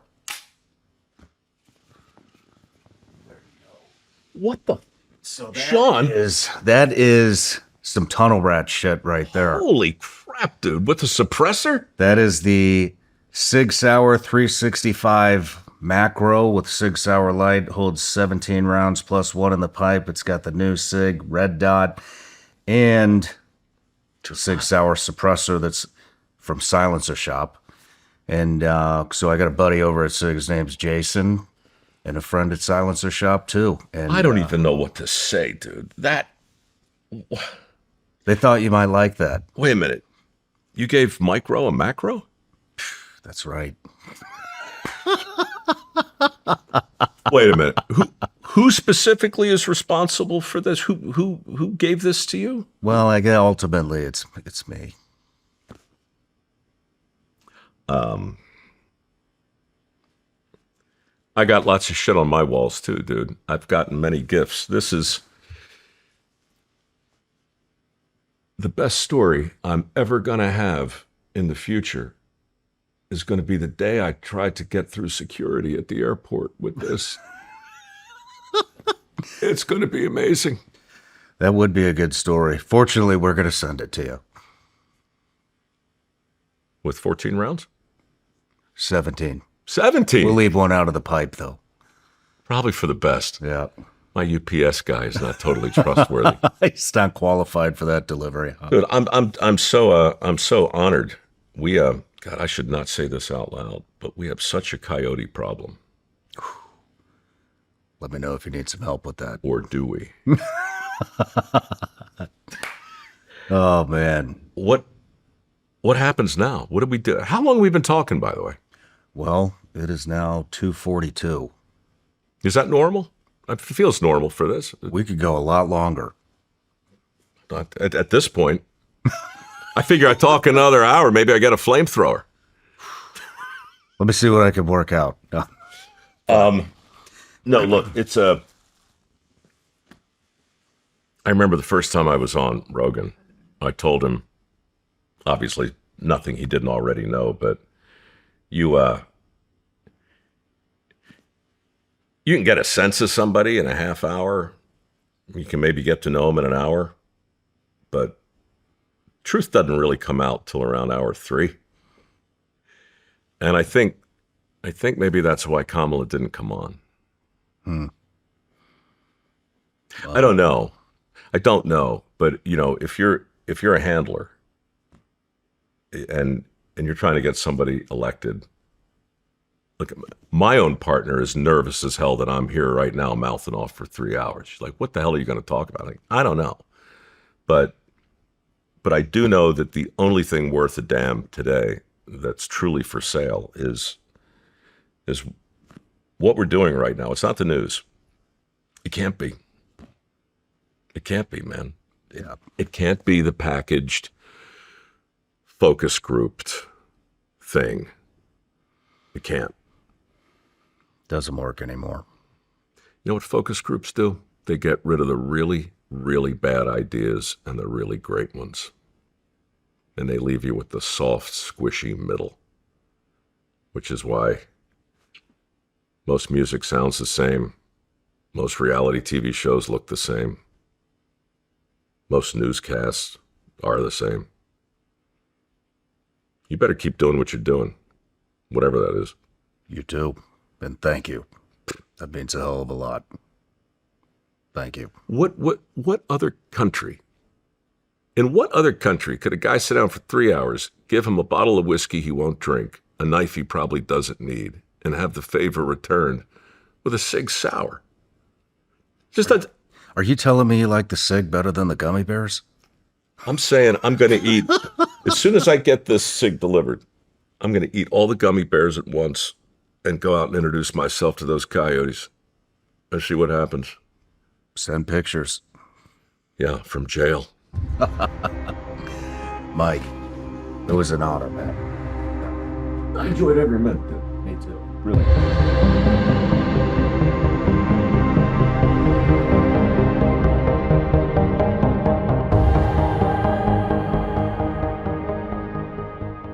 No matter where you're watching the Shawn Ryan Show from, if you get anything out of this at all, anything, please like, comment, and subscribe. And most importantly, share this everywhere you possibly can. And if you're feeling extra generous, head to Apple Podcasts and Spotify and leave us a review.